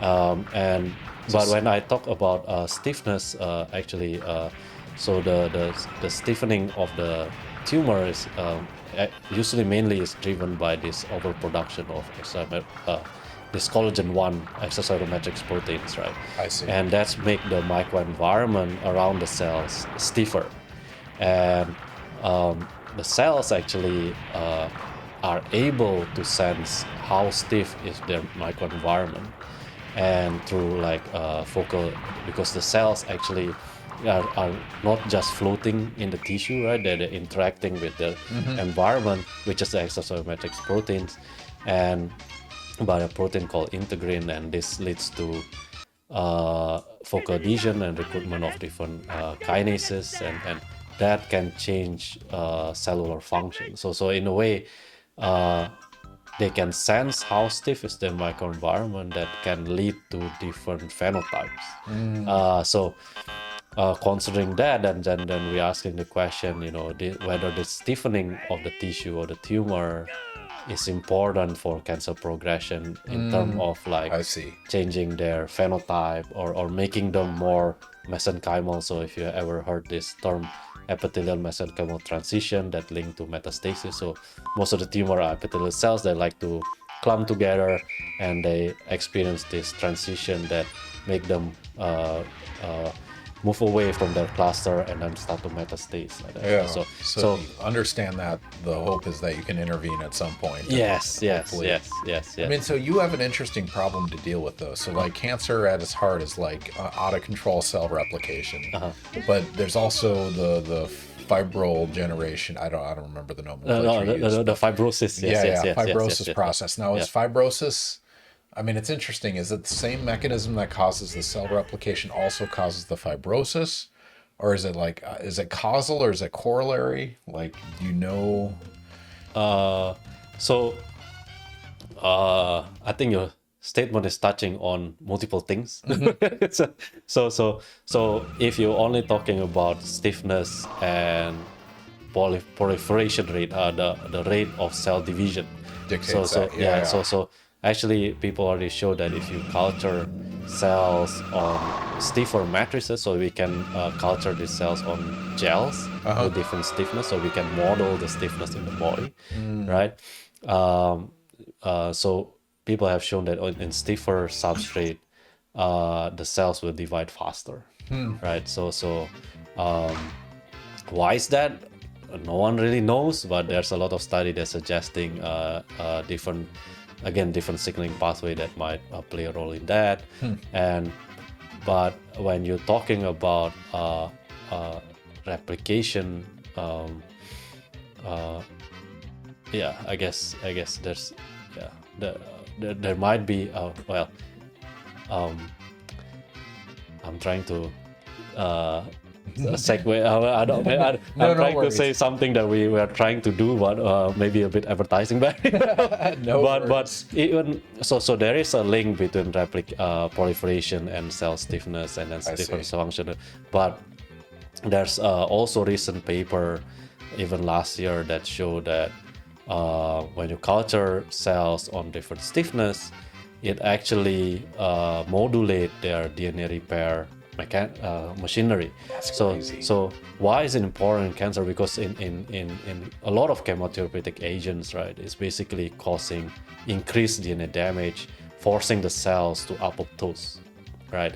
That's a lot of it's basically just a DNA damaging agent. So but if you can imagine, if the cell's capability to DNA repair is controlled by matrix stiffness, by substrate stiffness, then one need to consider when you're giving this chemotherapeutic agent, right?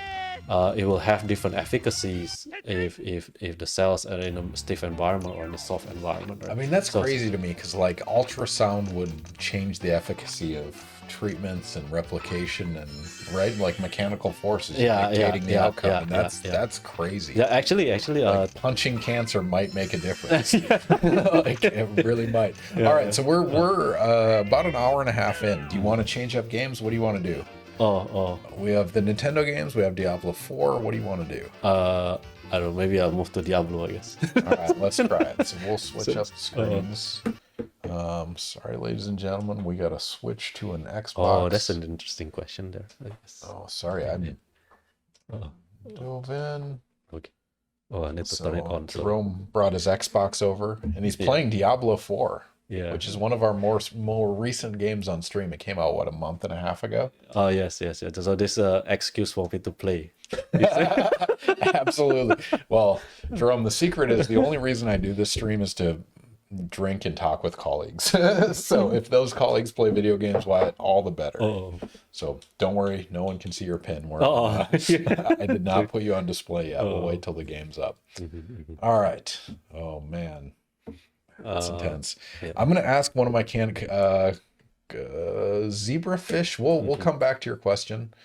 Cuddle Puppy, I missed you when we were talking about my joints would feel a lot better if my cartilage cells divided more. I feel you. I have chronic knee pain because of several knee surgeries, and I'm getting old. I'm 41 now, and so I definitely feel it. King Willie, welcome back to the stream. Hi-yo, great to see you. Thank you for joining us with Jerome. For anyone just joining us, our guest today is Jerome Irianto. Sorry, I apologize. I feel bad every time. I think it's right. I have to pronounce it correctly. I double check, but he's an expert in mechanobiology, so understanding like mechanical forces and stress and rigidity and things like that, and how it affects biology, and particularly cancer biology. And so, if anyone has questions, throw those in chat because we are about to transition to Diablo IV, which is exciting. So how much have you played? How far have you gotten? So I just finished the campaign. Oh, you did. You officially you peeked out. Now it's just scavenging. I don't know whether you want to see the campaign or should I just. It's up to you. I'm not familiar. I played a lot of Diablo 2. I did that one and started farming stuff. What's happening to my? I don't know why is it dotted like that. But anyway. So I think there's a new season started I see. a few They days released ago. new things. So, but for the season, you need to start with a new character. So that's like achievement hunting, or what does the new season do for you? So I guess there's some. I don't know yet because I'm still level 8. That's fair. Yeah. Cuddle Puppy. Do they have max difficulty hardcore where if your character dies, it's deleted? Oh yeah, I did that once, and I didn't know that. Oh no! Oh my God! How far did you get? Oh no, just 20 something, I guess. But that's still non-trivial. Yeah. Yes, apparently they have that on Diablo 4. Or you played that? Just the character before this. Oh my God! So I was playing. You didn't know? Yeah. Oh wow, Cuddle Puppy. I imagine that devastated many a kids. Like hardcore, I want to play hard mode. Sorry, your character that you love and hold dear to your heart is dead forever. I don't know really. All right, Zebrafish wants to know why cancer rates are increasing nowadays. Well, one, Yeah, are they that's- increasing, and the two is why.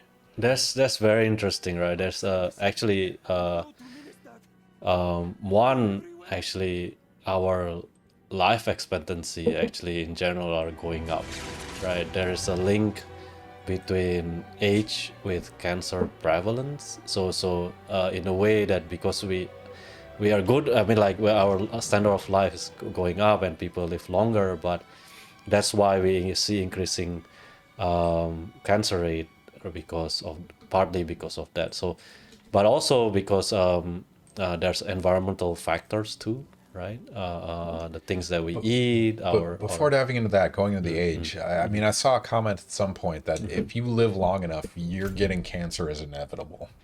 Statistically, it just will happen eventually. Yeah. And now we're getting old enough that statistic is coming into play. Yeah. So why is that, right? Because it's I think going back to the fact that our body need to replicate and renew the cells every day, right, to function, and basically we're partly exposed to more chances of getting error replication, right? Yeah. All right, sorry. And so environmental factors, obesity in America. Yeah. Many things go into And then play on that. like not exercising. Like I haven't exercised for 3 years, but anyway. My key to success in exercising at this point is biking to work. Oh. Because I'm still going to work. Oh, you bike to work? I occasionally. Oh.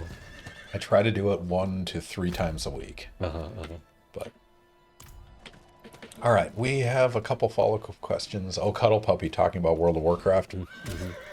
There's a big scandal in World of Warcraft where a guy made a tank character in hardcore mode, infiltrated the top guild in the server, then directed a boss so it would automatically kill the whole party. Oh my God. Oh, wow. That is cruel. Like, people spend years caring for those characters. Oh, is there a hardcore mode in World of Warcraft? Apparently that's. I didn't know that. I didn't know there was hardcore servers in World of Warcraft, but it makes sense. Yeah. Man, my favorite World of Warcraft science / controversy. Have you heard of this corrupted blood? Oh. So it was really early in World of Warcraft where there was some low-level disease that when you fought a boss, it would infect the characters and kill all of them. Huh? But somebody that was like level 50 went back and did it. And they were strong enough that they could heal and maintain, but they were still had this corrupted blood virus. And when they ported back to the main city, what is that called? What is the home city in World of Warcraft called? Oh, for depending. Oh my god. Yeah, the original home base. But anyway, he ported back there and he infected everyone in town. And so they used this. I'll have to look it up. It's called corrupted blood. But they used this as like a case study for the propagation of disease. Like this same algorithm to describe COVID describes corrupted blood because it's contact based, and so it just changes the success rate of contact. Sorry, a bit of a detour because we're there we go. Corrupted blood incident. If you guys are interested, check it out. But it showed how easily you can propagate a disease that's shared through contact. Yeah. So that's active research too, right? For epidemiology, like different modeling of spreading, and I think we rely a lot on it during like you said, during the COVID. Yeah, different models. No, I hope somebody did something useful with that World of Warcraft event that applied to COVID. The sociological behavior of players really predicted almost one-to-one what people did during the 2020 to 2022 COVID response. King Willie, that is amazing. So somebody has written a report on this comparing the COVID response to corrupted blood in World of Warcraft. Oh my god. I'm so glad it exists. King Willie, thank you for that factoid. I'm going to have to look that up. It might be on the Wikipedia page I will show. Wow. Video gaming is science. It's not just for fun. It turns out sometimes it might actually be useful. And also, I mean, games for like elderly is also a thing, right? I mean, to maintain cognitive. Yeah. My September, I'll have to look up when my guest. Sometime in September, I'll have Wally Boot on. He's from psychology, and he actually studies interventions with elderly in driving, and he does it through driving simulators, so driving video games. So that's literally what he studies. Which is really like so much fun, man. If you like, that's research and science. We are doing the wrong field. I can get photochemistry in video games. We'll be good. All right, King Willie 105 wants to know, would the high temperatures of hell affect the mechanical properties of cells and their ability to engage in mechanotransduction? Whoa! In hell, heat? Yeah. Well, what's the wet bulb temperature in hell? But unfortunately, cells are very sensitive to temperature. I guess we culture all the cells in 37 degrees. Yeah. Right, and then we have an incubator in the lab, and actually touching on, I now remember what I want to say just a few maybe half an hour ago. Yeah. But touching on the heat sensors, right? So how actually there's a couple of researchers with the Nobel Prize related to mechanobiology, finding this channel, ion channels that can get activated by heat and pressure. Who was that? I forgot the name actually. It's 2 years, 2021. Yeah, because there was water channels that was in the 2010 or 28 or something like that. And this is recent. I think like couple years ago. So what they show that the stretching of the cell membrane can actually physically open the channel, allowing it's called. Oh man. I should know this. I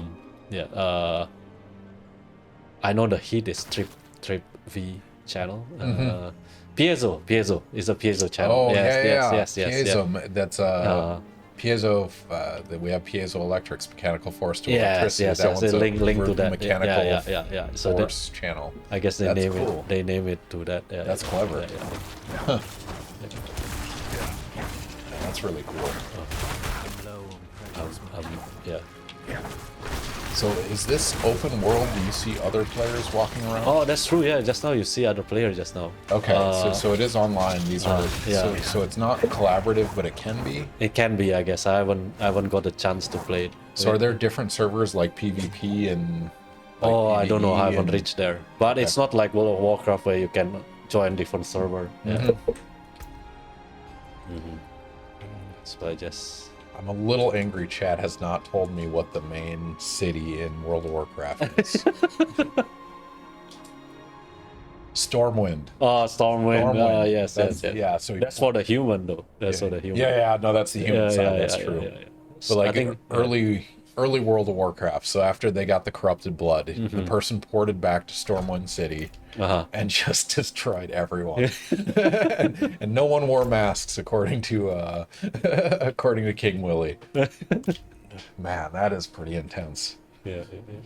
High temperatures of hell and mechano destruction. Well, probably the cells will die. And then you'll be revived and do it over and over again, because that's what I imagine hell is.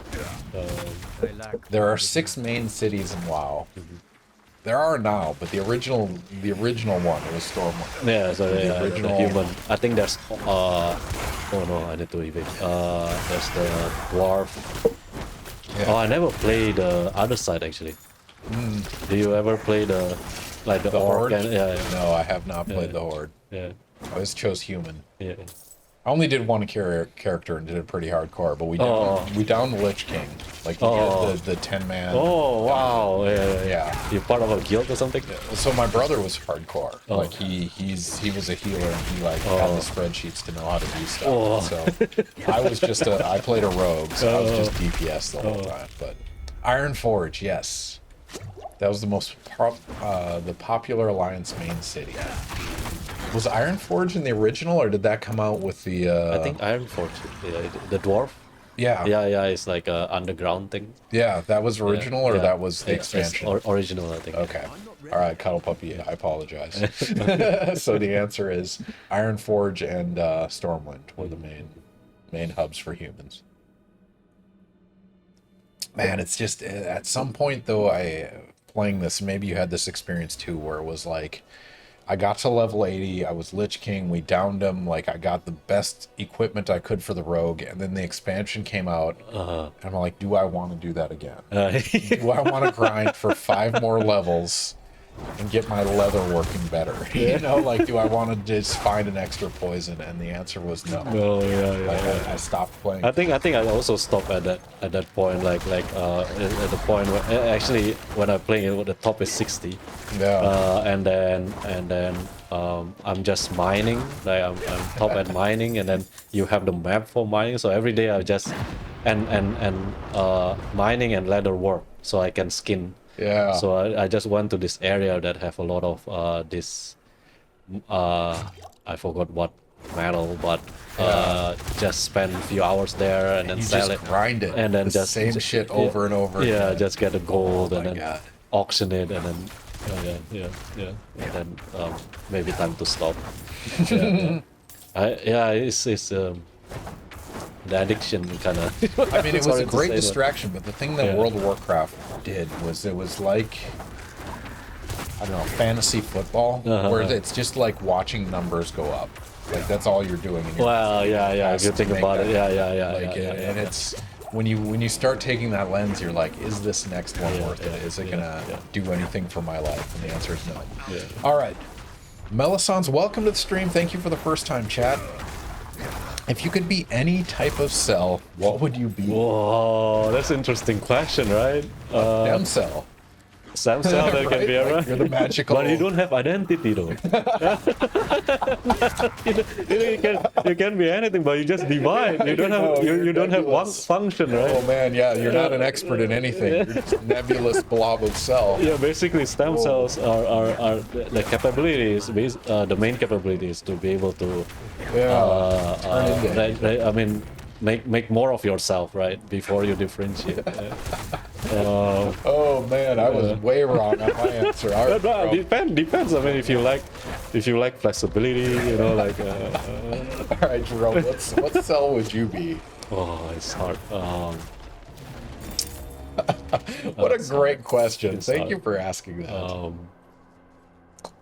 Probably I'll be some sort of immune cells. Immune cells. That's Immu- interesting. Immune cells, like the white blood cells, right? You'll be always going around, You're needed. patrolling, Always. and Always then killing bad stuff. You are the sentinel of the body. Yeah. Maybe macrophage. Macrophage like to phagocyte. They can just swallow cells Yeah. and then but there's another immune cells that is quite quite interesting called neutrophils, right? They are they how they kill cells is actually very intriguing. So they can kill cells directly, but they can do this process called netosis. So tosis means they kill themselves, but before they kill themselves, they actually shoot out their DNA in the nucleus to make a net, right? So just explode, poof, like that, and just like a spray, and then they throw a net of their DNA, and what DNA by nature is very sticky, Yeah. so it will trap all the maybe the bacteria or the just foreign stuff that they need to kill, right? So I think that's quite cool, I guess. But I'm biased because I like nucleus. but I think when I see that in talks, and then there's a faculty in our department that also work in cells, Professor Yiren. So one of the student is working on netosis, and then if you Google her, and then you can see the images of this. That's so cool. Cells that and then basically it's like kamikaze kind of thing. Yeah. It's like a responsive mechanism. King Willie, I'd be a brain cell because I'm irreplaceable. Brain cells get replaced though. Yeah, they knew.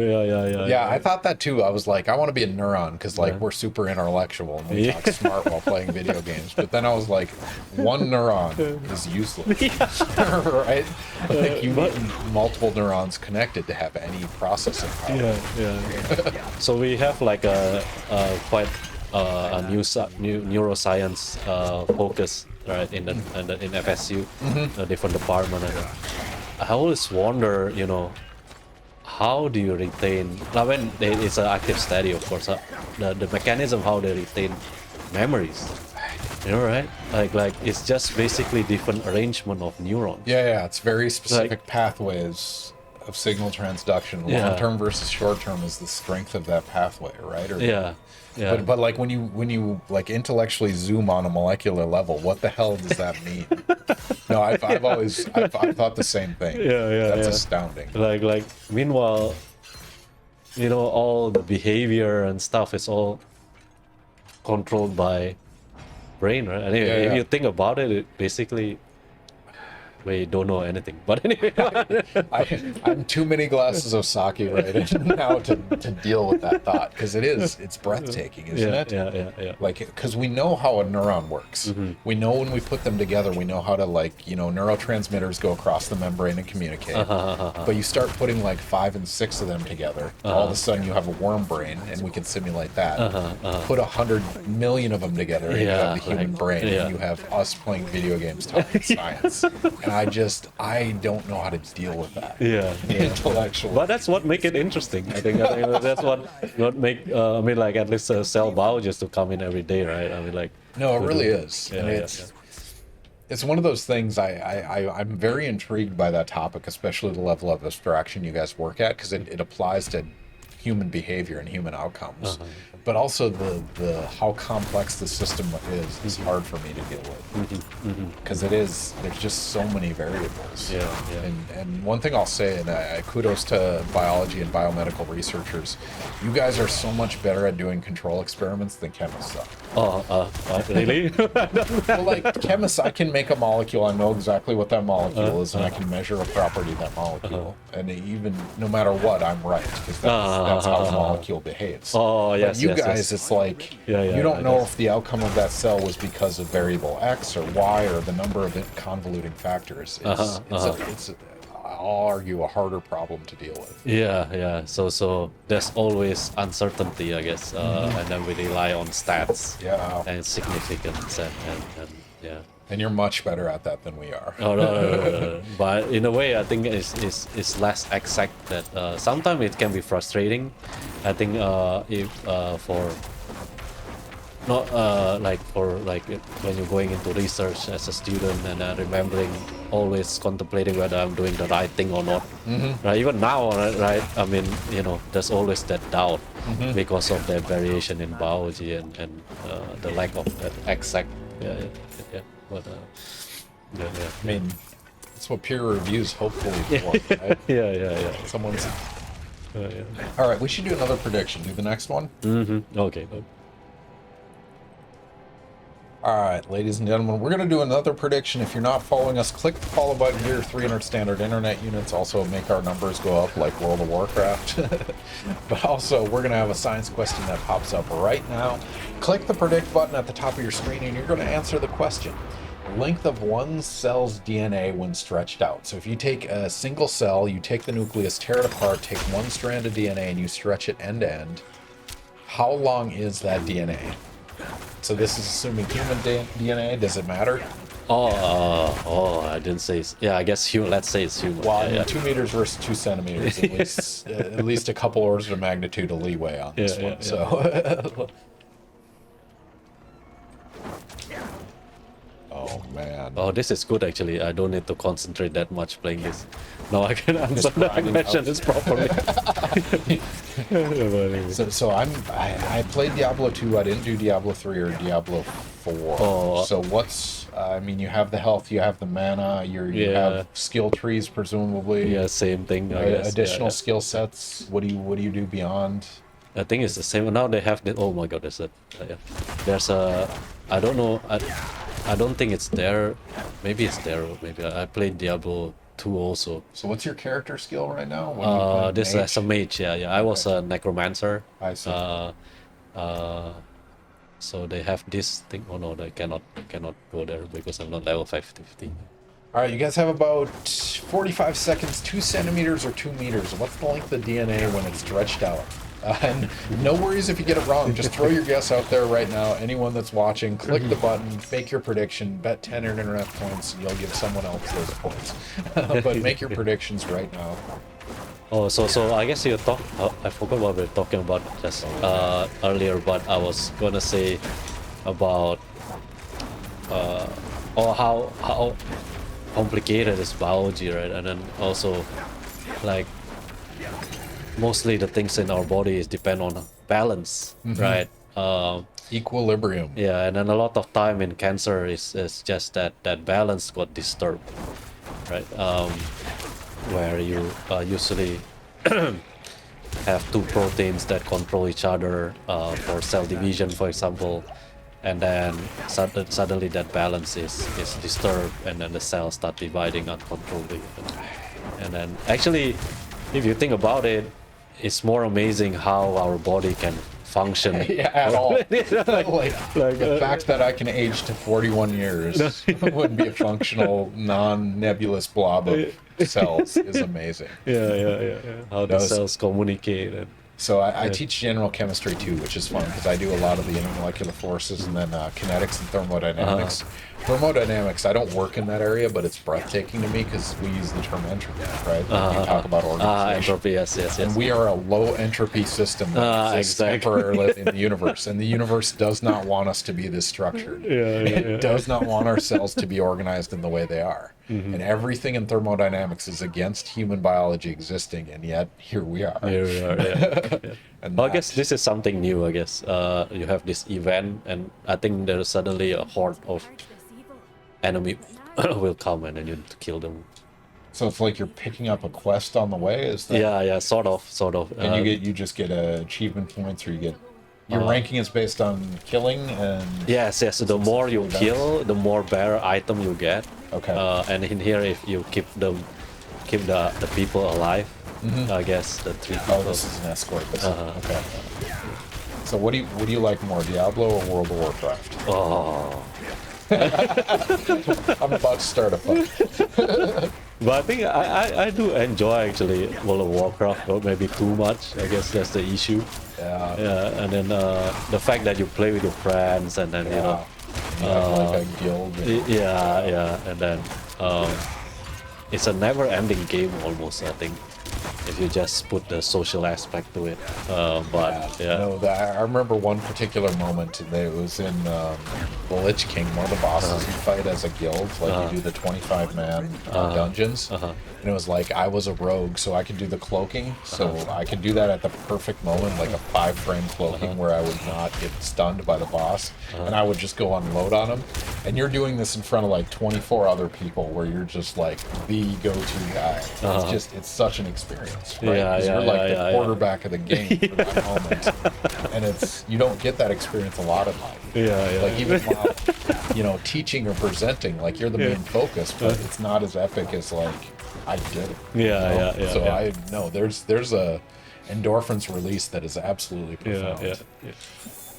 So All right. I kind of failed. Huggy Beer, welcome back to the stream. All right, we're gonna answer a question. Jerome, how long is one cell's DNA when stretched end to end? It's actually 2 meter. Oh man, everyone got that right. This might be too common. It's kind of common, but it's kind of cool though if you think about it. Right? How what's the size of a nucleus? It's probably like 10-15 micrometer in diameter, and if you take that content and pull it, and if you imagine how do you compact that structure? Yeah, I never appreciated, like, in retrospect, I took a bunch of biology classes in undergrad, but I never fully grasped, like, how good chromatin is doing at what it's doing, right? Like, it holds it together, it wraps it around. All right, so the answer is 2 meters. Congratulations, you guys won no internet points because everyone got that right. But, man, how about the others? that's crazy. 2 meters, for those of you not familiar with, rational units. In American units, that's 6 foot, 6 inches. So anyone wanting to know that actual answer. All right, Huggy Beer, welcome back to the stream. It's great to have you as usual. Jerome, Huggy Beer has requested a factoid. Oh, okay. So yeah, I'm waiting for it. Yeah, let's do it. Yeah. I'm gonna start with the first one. Oh, the first one is good too. Yeah. That's you. So you're gonna answer that one. I'm gonna go to the bathroom while you. Oh. So should I copy paste it or just? No. Oh, just say it. Just say it. So the factoid is we are actually shorter at the end of the day, right? This is so how the funny story is how I actually found this is during my PhD degree. I stay in an apartment where the restroom ceiling is kind of short actually. So when I shower in the morning, actually my head touched the ceiling, but interestingly every time in the evening when I shower it doesn't.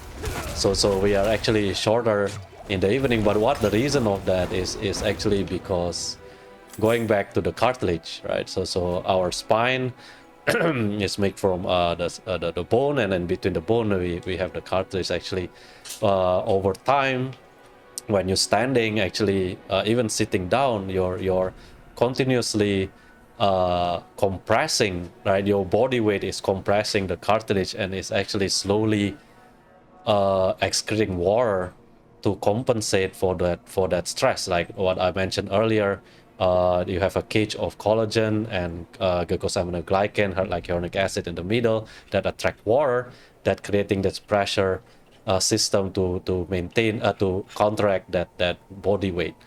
So what happened is because with a higher stress over the day, more water need to be excreted to maintain to counter the weight, and voila, at the end of the day, actually the cartilage between your spine is smaller, so you're actually shorter at the end of the day. So numerically, we're talking millimeters, centimeters. Oh, I don't know. Probably maybe almost like a centimeter or more, because when in the morning when I shower, when I stand, it really touching my hand. Like, and then at the end of the day when I shower, like you can tell. Yeah. How tall are you? 6 foot 1. 6 foot. Okay.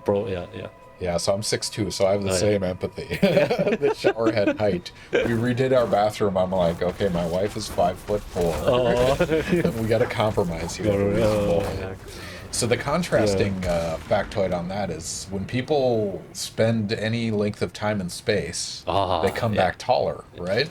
Yes, yes, And it's yes, for yes. the inverse reason, Yeah, presumably, yeah. right? So, but I guess there's also like muscle waste and stuff like that because of the lack of gravity and Yeah. No, that's really interesting. Huggy beer. So if I lay down all day, it's saving me spinal cartilage, not me being lazy. Maybe you should test the experiment, right? I mean, as long as you can work on a computer while laying down, most jobs are okay. Oh, so I got one of the like stand-up desks Oh, just to yeah, like yeah, increase circulation and like yeah, I have yeah. chronic knee problems and whatnot. Oh. So, but no, it is. You don't want to spend too much time on it. Yeah. So Pushing you out have water. like a mat, like a soft mat. Yeah. I always want to try that. It should be better for the posture, right? It should be. I don't use it as often as I should because, like, you sit there and you get engaged, and then you reply to emails, and then you work on a paper, and you just forget to stand up. Okay. Switch to a yoga ball chair. Have you tried it? Oh, I think there's a period of time that I was gonna try that, but no, I didn't do that in the office. I do it at home. Try a treadmill desk. Have you seen these? Oh yes, The yes, treadmill yes, underneath. yes. Oh man. I think that's Julia's dream. Yeah. That's cuddle puppy. Let me know how that goes. I'm man. That's hard. Yeah. We were talking about working out earlier. Like I try to bike to work, but Oh. when it rains, I'm like, and he's like, "Oh, you could go to the workout center and bike." I'm like, "The bike in place? That seems so dumb." Yeah. Right? I know. I used to. I think the same with running, right? I mean, Yeah. some people like on treadmill, but I feel like outside is. What I really want, and if anyone in chat has suggestions, I want like gamified biking and running. Like, I don't know if you've seen these like stationary bikes, but imagine playing Mario Kart where your speed is dictated by your pedaling. Oh, they have that ring thing on the Yeah. Nintendo Switch. Have you seen that? No, exactly. Yeah. I want something like that for biking because my knees like prohibit the running aspect. Of the impact. Oh yes. But I want yes. a bike that's gamified. Yeah. And like, you know how obsessed we got with World of Warcraft. Imagine if they had a game that engaging where it was based on your pedal speed and like a controller. Like we would be the most fit people on earth, right? I'm just imagining it. Like when you're going on, ESPN Ocho and watching professional video gaming, they would be as fit as like Tour de France bicyclists, right? All muscular. With Yeah, a big, exactly. With a big calf and then. They would get so good at it. Yeah. Wait, if we wanted to play sports, we'd play sports. I'm a weak nerd. No, Huggy Beer, that's the trick though. They like it distracts your brain into thinking it's a video game and not a sport. Yeah. Because like I played Halo 1 religiously during undergrad. And I got so good at that game. Oh. And it was just like the number of hours I put into that. If I was on a treadmill during that, I would be super in shape. But have you seen that there's this virtual reality kind of game where it's kind of like a half dome that it's like you're just a slippery kind of shoes that you can actually kind of run to like a I see where it's like it's like a parabola. Walking. I've seen it. I want to wait for third or fourth generation before. Because like this, Jerome's in my video gaming room right now. I could put that in the center of the room and have like 3D camera, plus the VR headset or whatever you need. Yeah. So basically a 360 treadmill and held in place by bars on your hips. Yeah. I'm intrigued. So there's a at Railroad Square Park where we used to hold we still hold the in-person Ask a Scientist. There's a VR gaming space. I don't know if you've been there recently. No. But it's like shoot 'em up, and they have like you can walk around and things like that. So it's the goggles plus, yeah. I bring my lab to play paintball once. That's interesting. No, that's really fun. I should bring my lab to the arcade there and do video gaming. Yeah. That's that 850 district. 850 is quite good. No, that's a really fun place. I played laser tag for the first time there. Is more intense than I thought. Huggy Beer, did you do something fancy with the sound? I'm getting stereo sound with you on the right and Doctor coming from the left. I didn't do anything fancy. Actually, I recorded a video this week. It's on my YouTube channel, my Hanson FSU research group, and I changed it to mono from stereo, and I actually didn't change it back. But that's a good question. Do you like it? Do you like it as a stereo sound? Because I used to do mono where we both come out of speakers the same, but I guess you're hearing me on the left and Jerome on the right, which is slightly interesting. Huggy Beer, thank you for letting me know about that. I completely forgot. You do love it, so the YouTube video will be okay. I'm content leaving that if you like it. It's immersive. So Jerome, I don't know if you followed the audio sound at all. So my previous videos and streams, I would have it so both our audio inputs would come through both headphones. Yeah. And so now it's in stereo, so Huggy Beer gets to hear us back and forth. I guess it makes you feel like you're sitting between us. Yeah. Oh, man, that's fun, Huggy Bear. Thank you for letting me know. The good side and the bad side. All right. Yeah, the good and evil. We are the angel and demon on your shoulder. We talked about mechano stresses in hell, so we might as well. All right. I'm going to ask one of my canned questions that's my all-time favorite. I've seen a lot of movies. I'm super devastated that Netflix has gotten rid of their star rating system. I don't know if you're familiar with this. In August, that goes away because DVD rentals went away. So my 5,600 something ratings disappear as of August. But it's because I've seen a lot of movies. So one of my favorite questions on the stream is like, we watch movies and we see a lot of science in them. And that science can be good, that science can be bad. Our question that we like to ask is, what movie got your expertise right? What got it wrong? And this could be either like scientific research or in particular mechanobiology or cancer. Like, is there a standout moment in a movie or TV show that you're like? I guess there's not much movie about that. I mean, like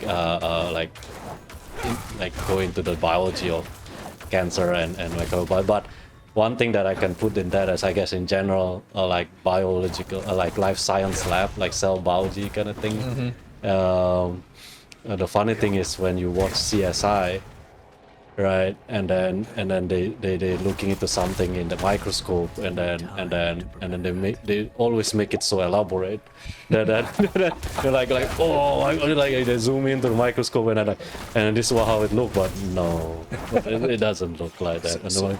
But I guess it's part of the action, and I like watching CSI, I guess, but it's just funny when they elaborate these things. So you do optical microscopy, right? Yes. So you're doing fluorescent labeling, and you see the cells underneath that. Yes. Either do labeling using antibodies, or you can also express a protein that would have fluorescent protein tagged to it, so we can image things live. Yeah. So like actin and then histones and stuff like that. So movies and TV shows do not accurately depict microscopy, because you'll spend literally 2 days getting one beautiful image, right? Like, wow. Confocal. And, So do you guys have your own confocal microscope? Unfortunately not, but we have a facility core, Okay. which we share, and yeah. And that's the biomedical. No, that's really cool. So you can do fluorescence plus transmission. Yes, and then something that I really want to put my hand on, I guess, I need to get a equipment grant, but it's like the light sheet microscopy. So typically, microscope, you focus light, you use objectives to focus your light, right, to image your object. But for the light sheet, instead of going to the object vertically, it's actually creating one layer of focal plane. Then you can quickly image things three-dimensionally with higher resolution. How much is one of those? I think it's maybe at least 500,000, I guess. I see. So that's like grant. an NIH instrument grant? Or NSF, But Have you tried applying for them? No. I think there's a call for NSF that probably talk to the different faculties to gather interest and then see. So I've gotten 2 of those in 10 years here at FSU. So if you want an example proposal, but the big thing is you need it in a user facility. You need a critical mass of several people, preferably across several different departments that would be interested in using it. But we should talk more offline because nobody else hears about this discussion. But I got really good at writing MRI grants, actually. You just need... There's a form to it. The big thing for the NSF is they want to make sure it's not just like you using it personally. They want to make sure there's a critical mass and there's a way to maintain it. I think because we don't have one yet in FSU, I think there's a lot of... We have one actually, but kind of lower objective lens, and then so what I'm aiming is to image like organoids and cells live.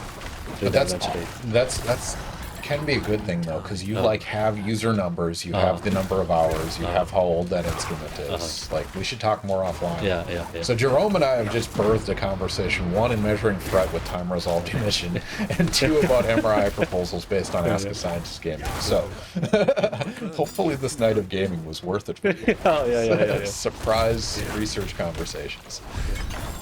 All right. All right, anyone just joining us, Ask a Scientist Gaming, mediocre gameplay expert science. My guest today is Jerome Irianto, who is an expert in mechanical biology. He's in biomedical sciences at FSU. He teaches pre-med or medical classes as well, also, medical students, which is intriguing. It's part of our obligation. How is it teaching med school? So we teach...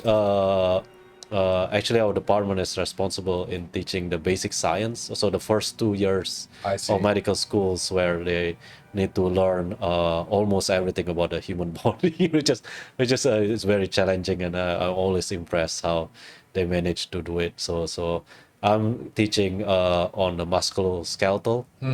So at this is related to my PhD work on cartilage and orthopedics, and then.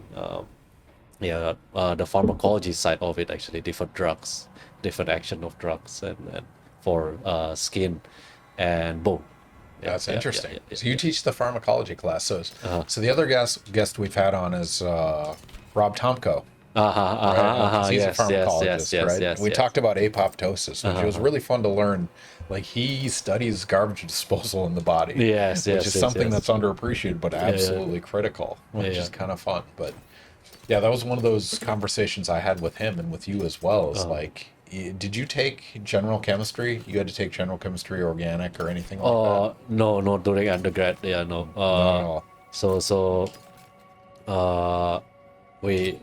medical engineering. So we actually do a lot of engineering courses like stress and fluid dynamics and that kind of stuff. That makes sense.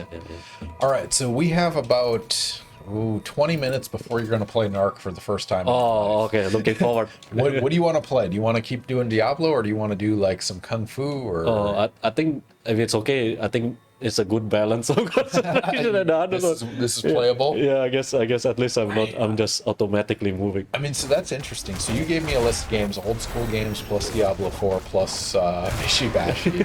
Like, what do you feel like was the good experience gaming versus talking? I think because you don't really, you're just moving, grinding. Moving around and just, I don't know why we enjoy this. Anyway, maybe getting different items. I don't know. It's like slot machines, right? Like, people just want to do it until they get that endorphin reward. And you just grind and slight victory. Well, me and Julia does like slot machine. And she's judging you for Diablo 4? I know. That's awesome. What is lighting up your path right now? Huh? Oh, I guess this is a dungeon. Okay. Oh, yeah. That is just in the outside. Looks so much better than I know, right? The graphic. Yeah. We've come a long way since Road Fighter. Yeah. Oh, man. So we have officially finished off this bottle of sake. So, Jerome, cheers. Cheers. Thank you for having me. Thank you for joining me. It's been a pleasure. It's 15% alcohol, 750 milliliters. I don't know how many drinks I am in, but we're having a good time. yeah. But if you guys have questions for Jerome, throw them in chat. He's an expert in mechanobiology, cancer biology, cancer genomics he's interested in. So if you guys have any questions, throw them in there and we'll be happy to answer those while we play some Diablo 4. It's kind of fun. So I listed us under the Diablo 4 stream. So usually I do science and technology. I don't know, how familiar are you with Twitch? Are you watching? Oh, no. Yeah. But just your channel, I think. Just your channel. So Ask a Scientist Gaming is one of the channels on Twitch, but there's subcategories. So like science and technology is a category, materials and or makers and crafting. But it basically any video game you can imagine has a subcategory. Like Diablo 4. Oh, yeah. And so like science and technology has like 20,000 viewers, where Diablo 4 probably has 200,000. Oh, yeah. But they also, like, if they want to watch good Diablo play, nothing personal, Jerome, you're probably not the person to watch. Yeah. So it's a mix and match. So we switch between science and technology, just chatting, and maybe Diablo 4 is a popular game right now. So we hope to get some viewers. Ooh, Huggy Beer is alluding to one of our favorite questions on the stream. Oh. If you had unlimited budget and no moral qualms, what experiments would you do? So you gave me this example, right? Even then I cannot answer. No, you don't have. I mean, like literally, you could just like crush people until their cartilage is gone, or you could like. Yeah, I know, because it's just too much possibilities, right? I mean, and do I want to go to space? I mean, like, you never. Yes. Yes. like do terraforming or something. Like it's possible. I mean, but it's gonna be lonely. But Jerome wants to terraform the moon so he can study cartilage mechanoresistance under lower gravity. I mean, then I start thinking, oh man, I have families. No, let's abandon the logistical aspects and just for fun, unlimited budget. You don't even have to do it. You could send grad students to space. Like it's a 3-year grant. You can go to the moon. So I think I always space I think is always a big thing, I think, to see I guess I mean, it's the low gravity aspect that would really. I mean, that's it. But they've done some of that work, not necessarily as detailed as you want to. Yeah. Let me think. No pressure. I mean, that's the other people, I guess. The other player. Players. Yeah. So, but it's hard. It's too hard. I mean, so you talked about getting like bovine cartilage. Like you could get human cartilage. Like you could. There's no limit on this question. Like, what's the biggest unanswered question that if you answered it, you would have a Nobel Prize in? Well, probably if you can figure out cancer biology, that would be a huge impact, right? I mean, so if you could take two twins, give them cancer on Earth and on the moon. Oh my! Like, that's next level. It is, but that's what this question's for. Like, what is the 2050 AI runs the world, doesn't care about human health or well-being. What is the experiment that answers questions in your field? It's hard because the no moral qualms, you have to actually like. Is there a limitation in technologies? I mean, you'd have to do it with technologies that are available, but even then you could say, here's the technique I want to develop that would answer the question. Like, that would be... Oh, imagine this, right? The issue, a lot of issues of cancers is basically we only get snapshots, right? If you got a patient samples, you get snapshot of that stage of the disease, right? If you use animal models, yes, it recapitulates, but it's not the real thing, right? The same with cell culture, there's a lot of limitation. Imagine this, okay, no moral question, no limitation, right? So now we potentially maybe clone human, right? And then if you have like a patient with a known cancer that you want to study, and then you can clone them. But I know this is not right. And then you can be on YouTube, dozens of people. And then you can maintain the same environment, so it's controlled, right? So you can really get the time state, like the temporal resolution of that disease progression. Oh, you can That see it. will be crazy. You So assume that's going to onset at a similar yeah. time So and watch it. the issue with using even human samples is the heterogeneity between patients, right? You got like we get organoids, like pancreatic cancer organoids from different patients, but there's so much variability between patients. It's hard to dissect the real the key pathways, or that it's not coming from to be able to identify you want to do the control experiments. exactly, control, right? What's awesome about that is your answer is the same as developmental psychologist Sarah Hart. So like she does like learning math and English and stuff like that, and then like kids. But a big source of their data is twin studies, twins that are separated at birth. And so like if she had unlimited budget, like let's make septuplets, right? And let's separate them and study them. And yours is fun because it's along those lines, but you want to like restart the human and assume at the age of 32 cancer will start forming. You want to get snapshots of that. That's amazing. That's really fun. I don't know. That's at least I come up with something. No, it's a fun idea because like we don't get to see it until it's stage 2, stage 3. And it's too late at that point. And then the big issue actually in pancreatic cancer is actually the survival rate. If you found it before metastasis, is much higher, right? Like I forgot the number, but 30-40% 5-year survival rate come to mind. But if you're talking about metastatic pancreatic cancer, is just 7% 5-year. 11. What now is 10% 5-year survival rate, right? And then the big issue is because it's highly metastatic, and most of the time when you detect the disease, it is too late. It's already metastatic. It's already spread to different organ, and imagine by doing this you can really also catch where you can identify biomarkers. So I'm running away from here because I'm like, well, you can potentially identify the things that can detect that disease earlier, right? I mean, that will save so much life, right? Anyway. No, that's intriguing because it's like an ideal control experiment.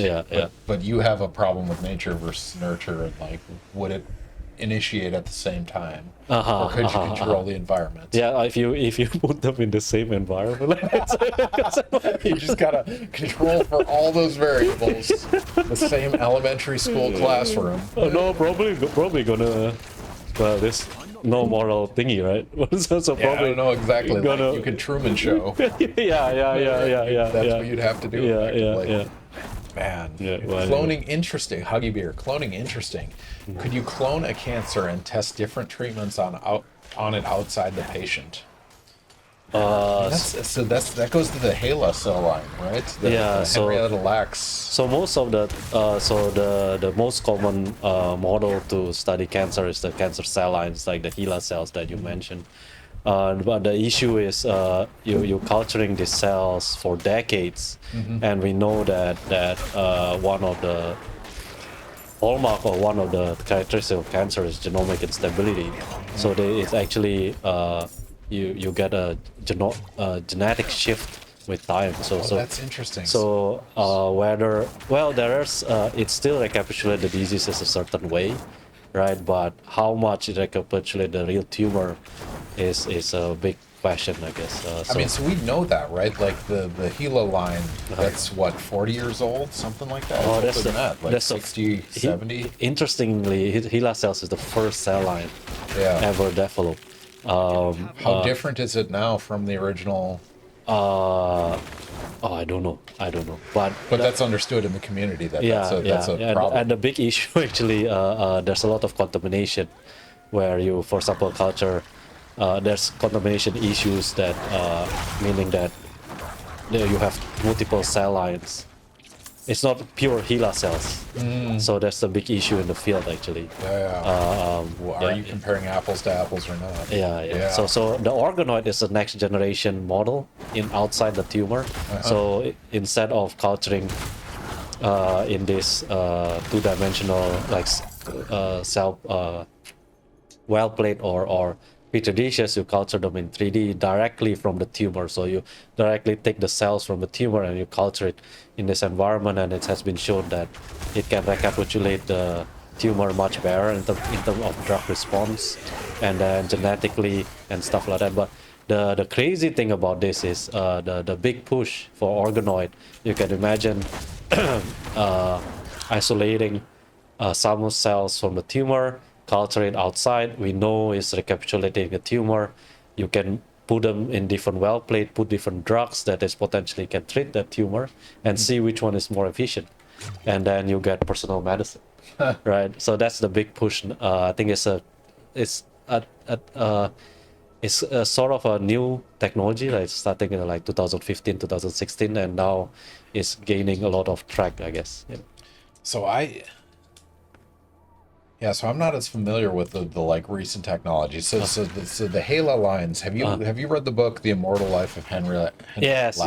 My father's reading that actually. It's an excellent book, right? In terms of the story and the origin. So one of the aspects of that is it's very hard to culture cancer cells. To begin or at least with. it was. We're much better at it now. Yes, is much what better. You're saying. And that's what Huggy Bear is saying, right? I'm saying biopsy someone's cancer and clone it so you can test it against specific cancer. I mean, so how, like, you have in vivo versus in situ versus like different levels of analysis. How translatable is studies in a cell culture to the human body? So I think it's a balance between everything have limitation, right? So with the cell line, yes, maybe you recapitulate the tumor less, but cost resources wise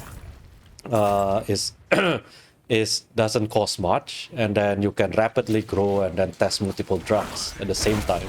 You cannot do that with for example PDX model, where you take the human tumor and then put it in the mice and make it more an in vivo environment. So I think it depends on what you want to study, right? Yes, it cannot. It's probably not gonna. If you're gonna test a drug on this cell line, yes, you get some information, but probably the real tumor will not behave the same way. So we actually, some of Elikan's work is actually comparing that different cell line, different pancreatic cancer cell lines response to the chemotherapeutic agents, right?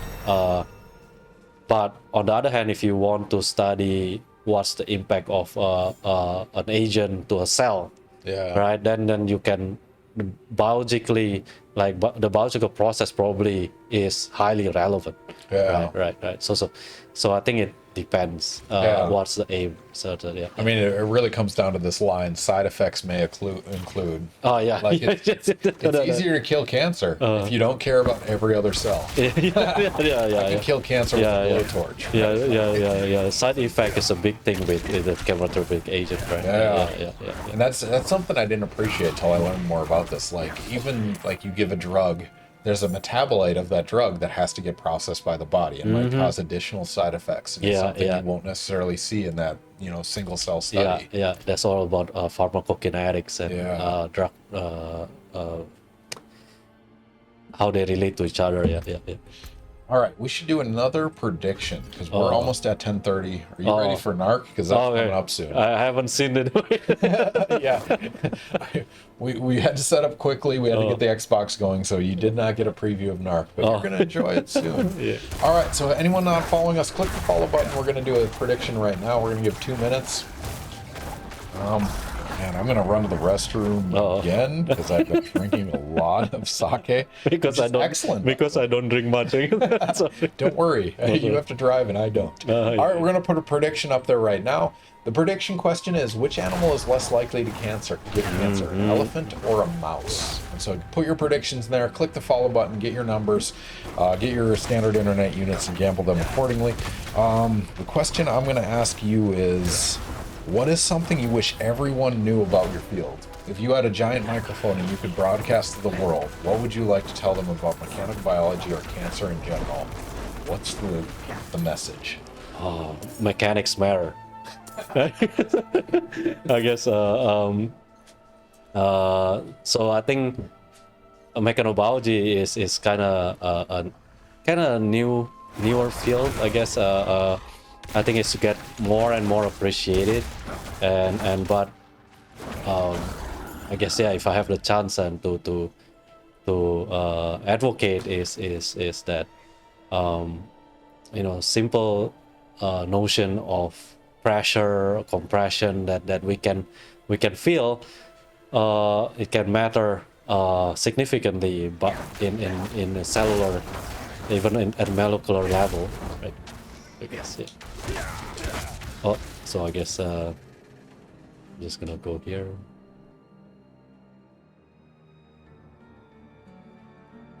Oh.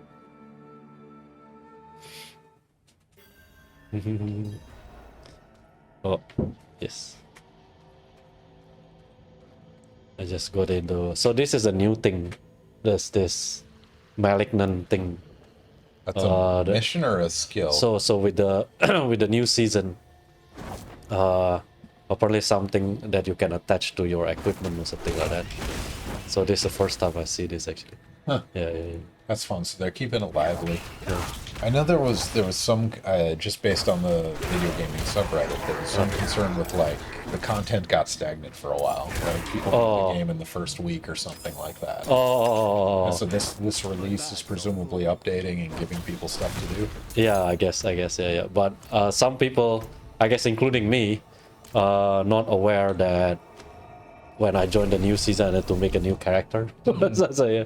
But in a way, I think it's nice. So it, I can just try different jobs and make a motivation to. I mean, that's nice. So what are the skill sets? You have mage, you have rogue, yes. you have necromancer and warrior. And warrior.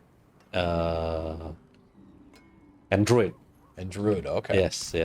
All right, which animal is less likely to get cancer?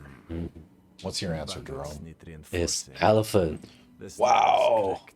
Everyone got that one wrong. Oh, that's interesting. That's interesting, right? Is it so replication rate? What is? Wow. I know this is actually I forgot. It's either a cell or science. No. It's a JAMA paper, journal of I forgot what it stands for. So it's a mix of study of evolution and stuff like that. But should I just go to the punchline? Yeah, we can do that. So the punchline is actually interestingly like if you think, yeah, I guess people thinking maybe I'm a bit biased because I was saying about the age relevant to replication and cancer risk, because elephant have a long age, right? And mouse have a much shorter lifespan. And then there's a mechanism how actually elephant overcome this cancer because they need it. Yeah, so because of their age, and it turned out that they found that they have multiple copy of this gene called P53. So if you ever heard of P53, it's one of common tumor suppressor gene. So usually it's one of the mutated proteins in many cancers. So here they have many copies, so less chance to get mutated version of it. So one mutated that you have the wild type still. And what this protein do is actually promote apoptosis.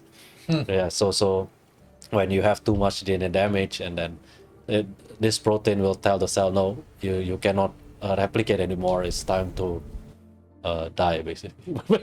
Too dark, but anyway, so that's the reason. But it's interesting actually. If you work with mice in the lab, they actually can spontaneously get tumors just because maybe related to their metabolic rate and stuff like that, and maybe also they don't need to, because they don't live that long, right? They don't need that mechanism. And then because every if you think about it, in evolution, and all biological processes need energies, right? So if not needed, then it's less likely to, you know, select for it, I guess.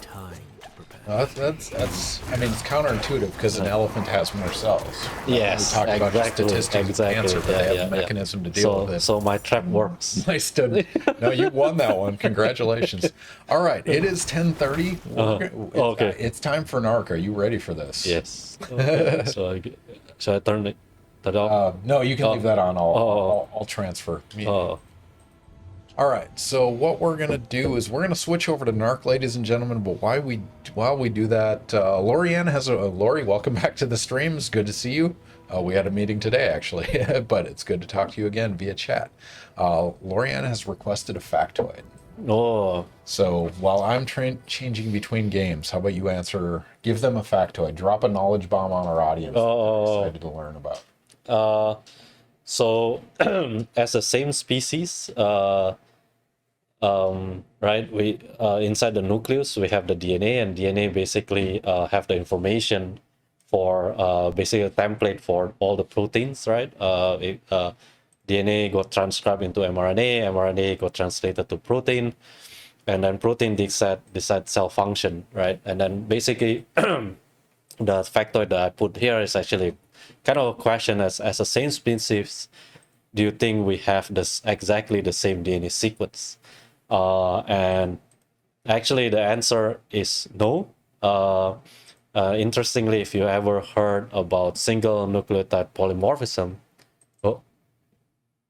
single nucleotide polymorphism is actually sites of our genome that by definition have the probability more than 10% to be mutated between different person. And interestingly, that's what make we look different, like our eye color, you know, our like our skin color, anything, like even the way we taste cilantro. What is it, cilantro? Is it called cilantro in yeah.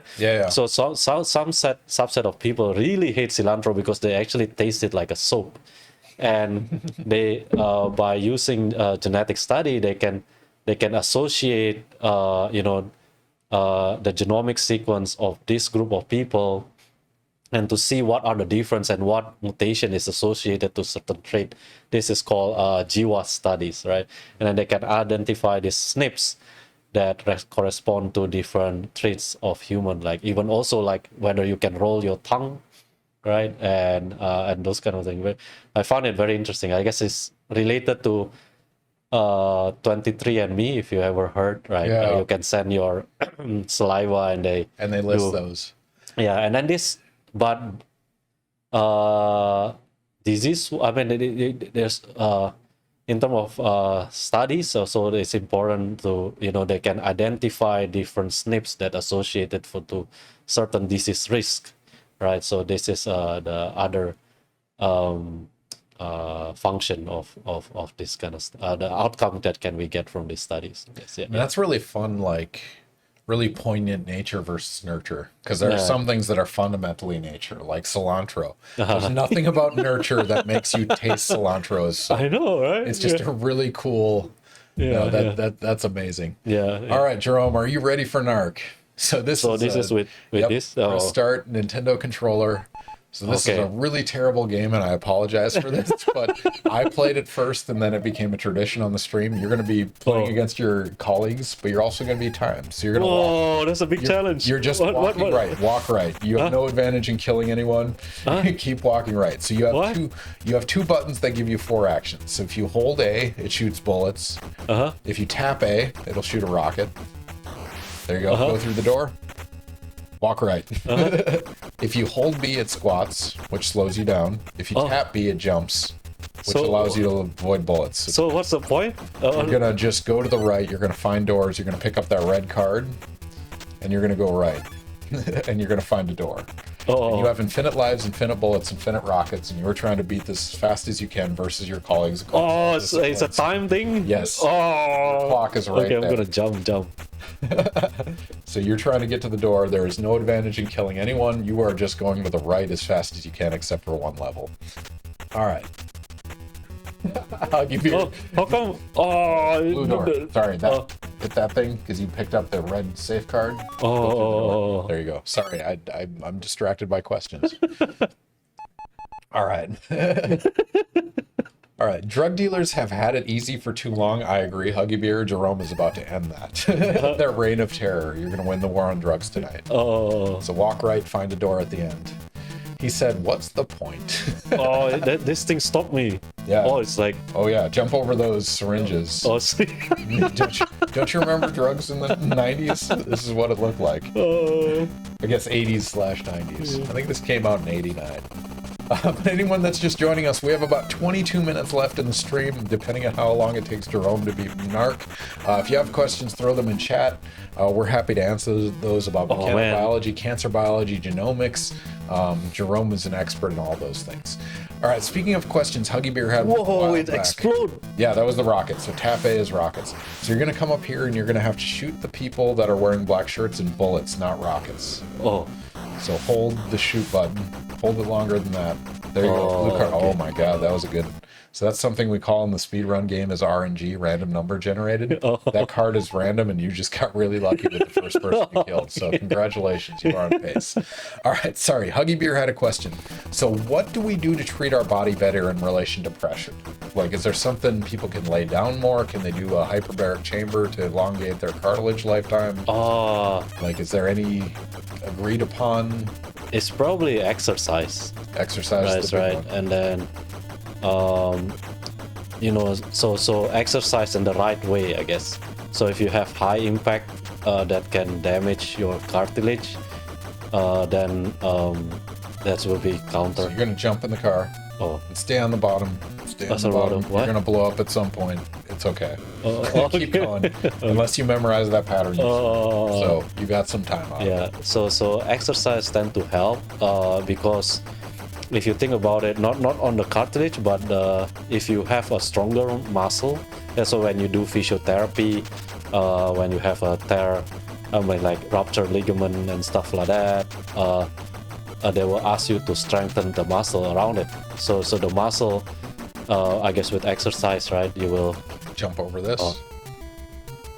Then it will create less impact. And then like running properly with proper shoes always help, right? And then the way you run and stuff like that. So basically exercise properly. I think that's I think the crazy thing is just like lifestyle and exercise and what you eat and stuff like that can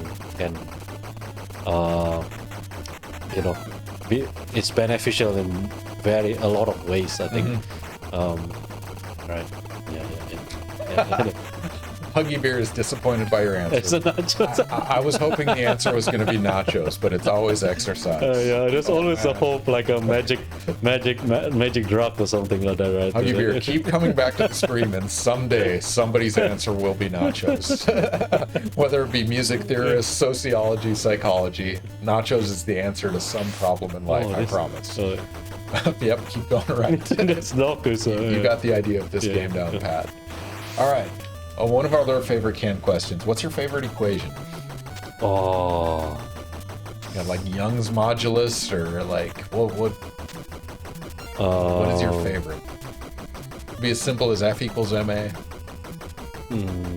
Texas Space Agency, welcome back to the stream. It's a pleasure to have you. It's been a while. I hope life is going well for you. Yeah, if you have any questions for Jerome, he's happy to answer those. I was hoping the answer would be nachos. All right, favorite equation. Oh, I don't know. I'm indifferent with the equation, but I have a funny story. So fun. A lot of time because again,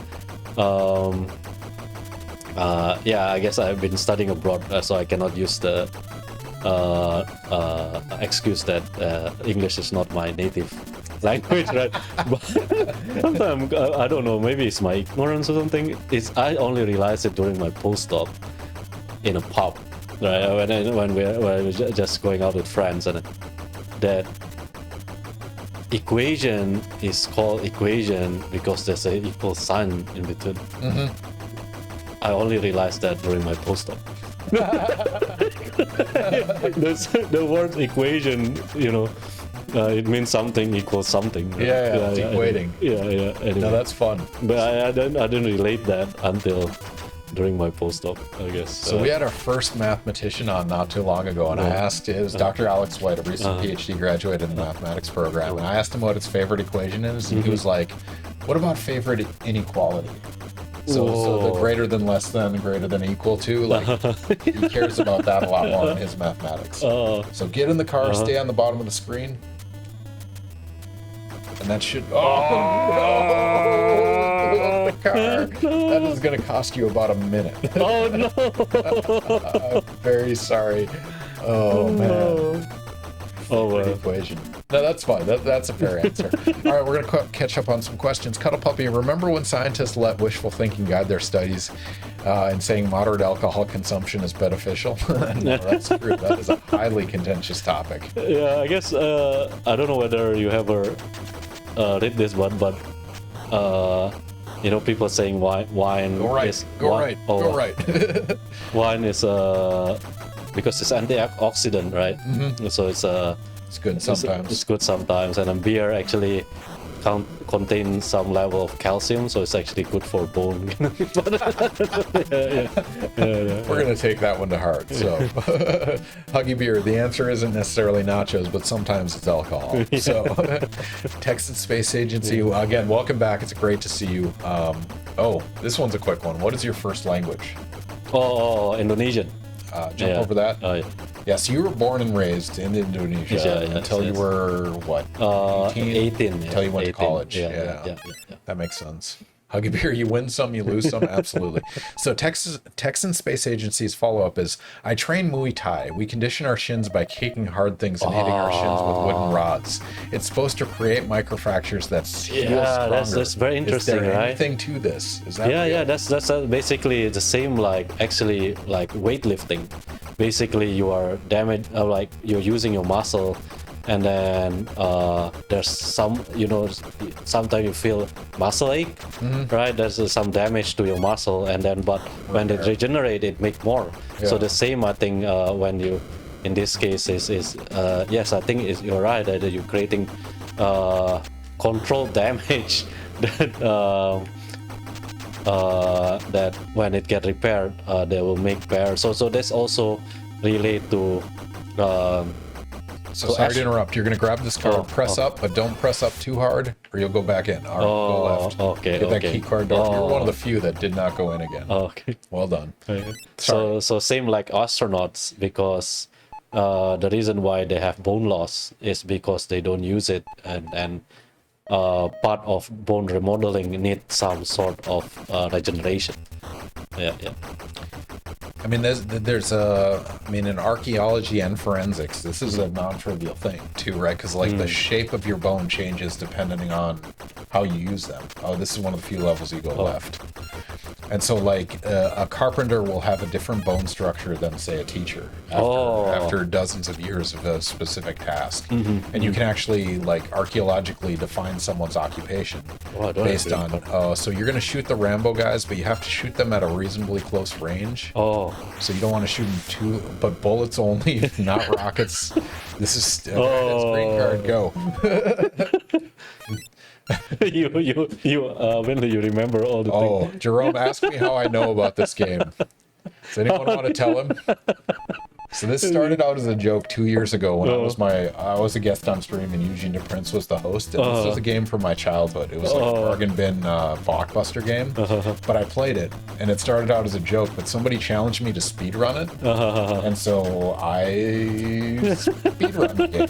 And so I came up with a way to save 20 seconds on the speedrun. So there was a year-long interval where I was the world's fastest NARC player.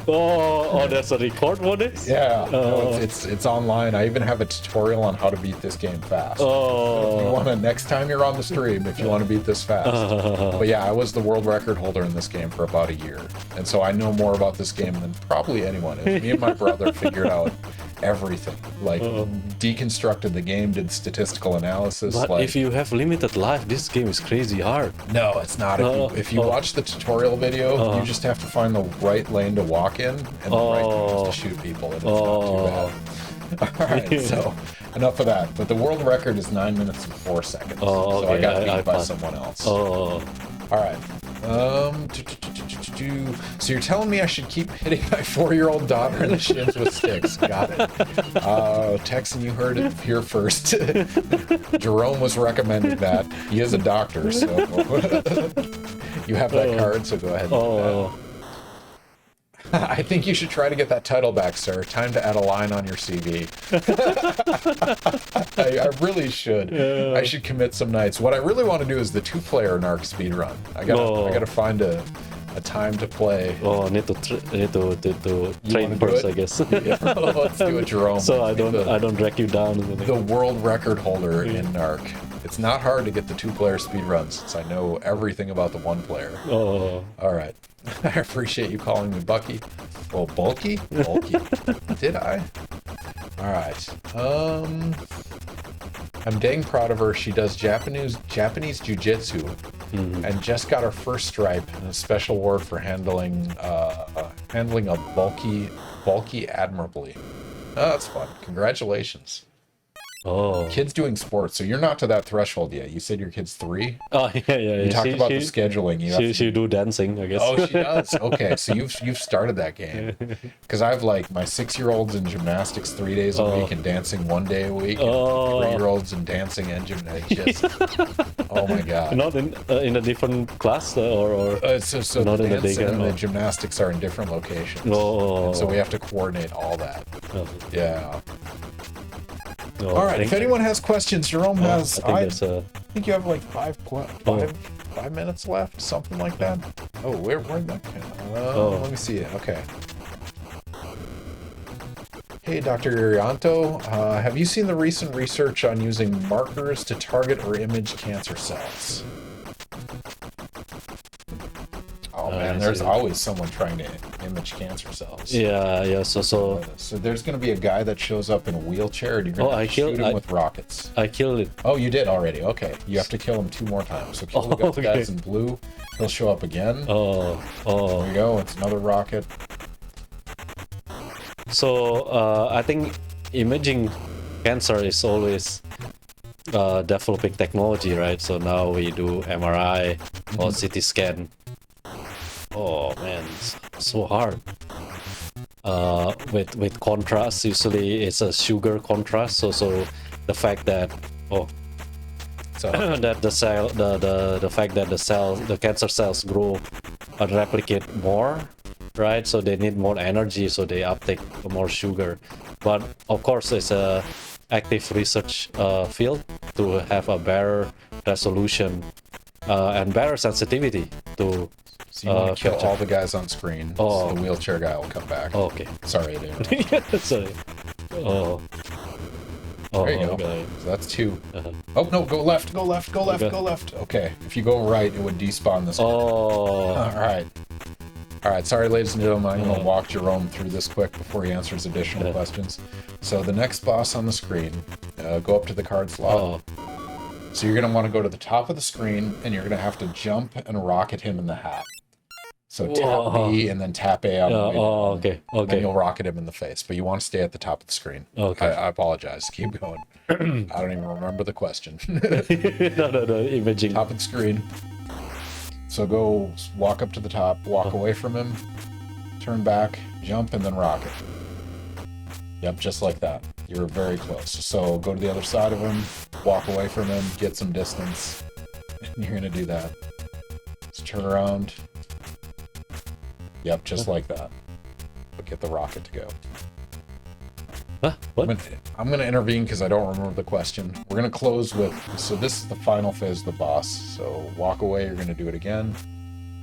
Get some good distance, turn around, stop, press B, tap A on the way down. Yep.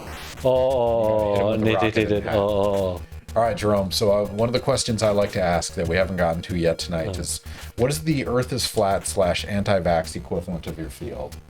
Like, what is the superstition, the old wives' tale? What is the, you know, what is the thing that you hear that's just completely wrong? This could be cancer. This could be mechano-related, cartilage-related. So go to the top of the screen. The tongues won't hit you at the top. Oh. All right. So yes, I saw this question, but I also think hard that to answer that. Just tap it a little shorter. Oh. There you go. Oh. But you got to hit him in the hat. So a little earlier than your last shot. Oh, that's really close. A little earlier. You're like hitting 7 frames when you need 6 frames. Sorry about that. Oh. So right at the hat. Yep. So it's like when you're coming down, you have to hit him in the hat. So maybe press the A button a little lighter than you are. Oh. Oh. There you Okay. go. Okay. So it's like it holds too long if you press it too hard. So a little lighter and you'll get him. A little earlier than that. Earlier than that. Earlier. There you go. Okay, rockets to the face. No more jumping. There you go. Oh. Okay, so now you're going to be in the middle of the screen and you're going to shoot bullets at his skeleton. Vertebrae. We're going to destroy some cartilage. We're going to make this guy shorter. So you have to stay in the like middle range of the screen and turn back and shoot him with bullets. And I apologize. This hitbox is messy as hell. Oh, Texan Space Agency. Why do fighters get cauliflower ear? And why don't we have better treatments for it? Are you familiar with this? Oh, I don't know actually. So fighters and wrestlers, anyone that's not familiar with this, they'll get like a buildup of dense tissue in their ear, and it is cartilage damage. And it's like pseudo cartilage cancer or something that like overgrows, and it's irreversible, right? There's nothing people can do. If you look at any Olympic wrestler, they'll have this cauliflower ear, which is kind of crazy. Oh, there you go. Breakdown of the cartilage and the internal bleeding in the ear. Battle puppy. I mean, that's an interesting. So you'll want to get a distance away from him and turn back and shoot. The hitboxes are weird on this. So walk away, move up and down, shoot back, and move up and down. The hitbox is really weird. It's not a there you go. That like that. Okay. Holy cow, that is a fast run, Jerome. You're killing it. Ah, really? Yeah, you're doing well. Well, I already missed the car. The breakdown of cartilage and internal bleeding of the ear. I mean, it happens to wrestlers because they're just mashing their ears all the time. Conor McGregor has more money than Jesus, but ears look like Quasimodo. Yeah, no, Huggy Beer, you're right. Even with the tough car level, you missed the car on the second round. Hit it. 1836. Oh, that's it? Yeah, that's the game. Oh. You just won the war on drugs. Oh. Congratulations. Do you want to know where you sit on the leaderboard? Oh, yes, please. Yes. So I have the Excel spreadsheet right here. All right. Congratulations, by the way. Apologize. If somebody's asking questions, I haven't heard them. But cauliflower ear, that is not something you probably looked into. So you're at 1836. Let me just write that down. We got 1. Excluding me, I think you're number 4. Oh, not bad, huh? No, you did really well considering the car level. How about Mike Roper? Mike Roper. Where is Roper? And Rob, I guess. Oh, Rob, it's okay. 2147. Oh, now I can brag with him. You know, exactly. Rob Tomko, where did Rob end up? 2302. Maybe they pay more attention to the question then. You did really well on the boss fight. That was really the key. So congratulations, you won the war on drugs. You completed Ask a Scientist Gaming. All right, if anyone has suggestions on people we should raid, it is about that time. But yeah, man, that's It's a night. Yeah, That's yeah, 3 yeah. hours of gaming. I think I got too nervous in the beginning, but I think it gets better. When you relax into it, it ends up being a lot of fun. We played some Bishi Bashi, we played some Road Fighter, plus some Diablo 4, and you beat NARC in 18 minutes and 30 seconds. We're going to call that a victory. Man, does anyone have any last minute questions? Technically, we still have 4 minutes left, or we can look at rating someone. Either way. Gonna head out early to see the Falcon Heavy launch. Oh, that's interesting. Oh, what is that? That's the what is that? The SpaceX version, the Falcon Heavy. Man, that's interesting. Oh, I'm sorry, trying to catch up here. I was coaching you through the final boss there. We went to cauliflower here and whatnot. Man, it's a journey, isn't it? 4 minutes arm wrestling. We should stream Ask a Scientist arm wrestling competition. I totally agree. Tex and I've been doing this wrong the entire time. All right, ladies and gentlemen, it has been a pleasure. If you guys have suggestions on someone we should raid, we're happy to do so. Jerome, any parting words for the audience? No, I guess it's been very fun. I'm sorry if I don't answer the kind of question. Maybe I think some question I go around it. But if I say something wrong, I apologize too. But it's been fun, and thank you for inviting me, and thank you for the audience also to keep this active. I was worried that it's until 11, so but yeah. I mean, so not answering the questions is part of the fun. No, yeah. There's chaos associated with this. It's hard to do to speak and play video games. And it's I think a very nice crowd, and I really enjoyed the conversation. No, some really fun questions about mechanobiology and health. So thank you all for joining us. Our next guest is going to be in 2 weeks. It's Dr. Jeffrey Kahn, who is a professor in the law school at FSU. So we'll be talking about federal tax law, torts, and business organization. It'll be our first lawyer on stream. I know we're Ask a Scientist, but we're broadening out to all sorts of disciplines. So if you guys want to learn about tort law, as well as federal tax law, but also teaching in law school and law school applications and things like that, Jeffrey Kahn will be happy to answer questions. That'll be in 2 weeks on, that'll be, wow, that's coming up quick, August 9th. Yeah. Classes start soon. Yeah. But anyway, thank you for joining us tonight. It's always a fun journey. Thank you for taking us down rabbit holes we wouldn't have gone down otherwise. Jerome, thank you for joining me, especially playing video games and being willing to join me and drink some great sake throughout the night. It's been a lot of fun. So we'll see you guys in a couple weeks. Until then, thank you for joining us.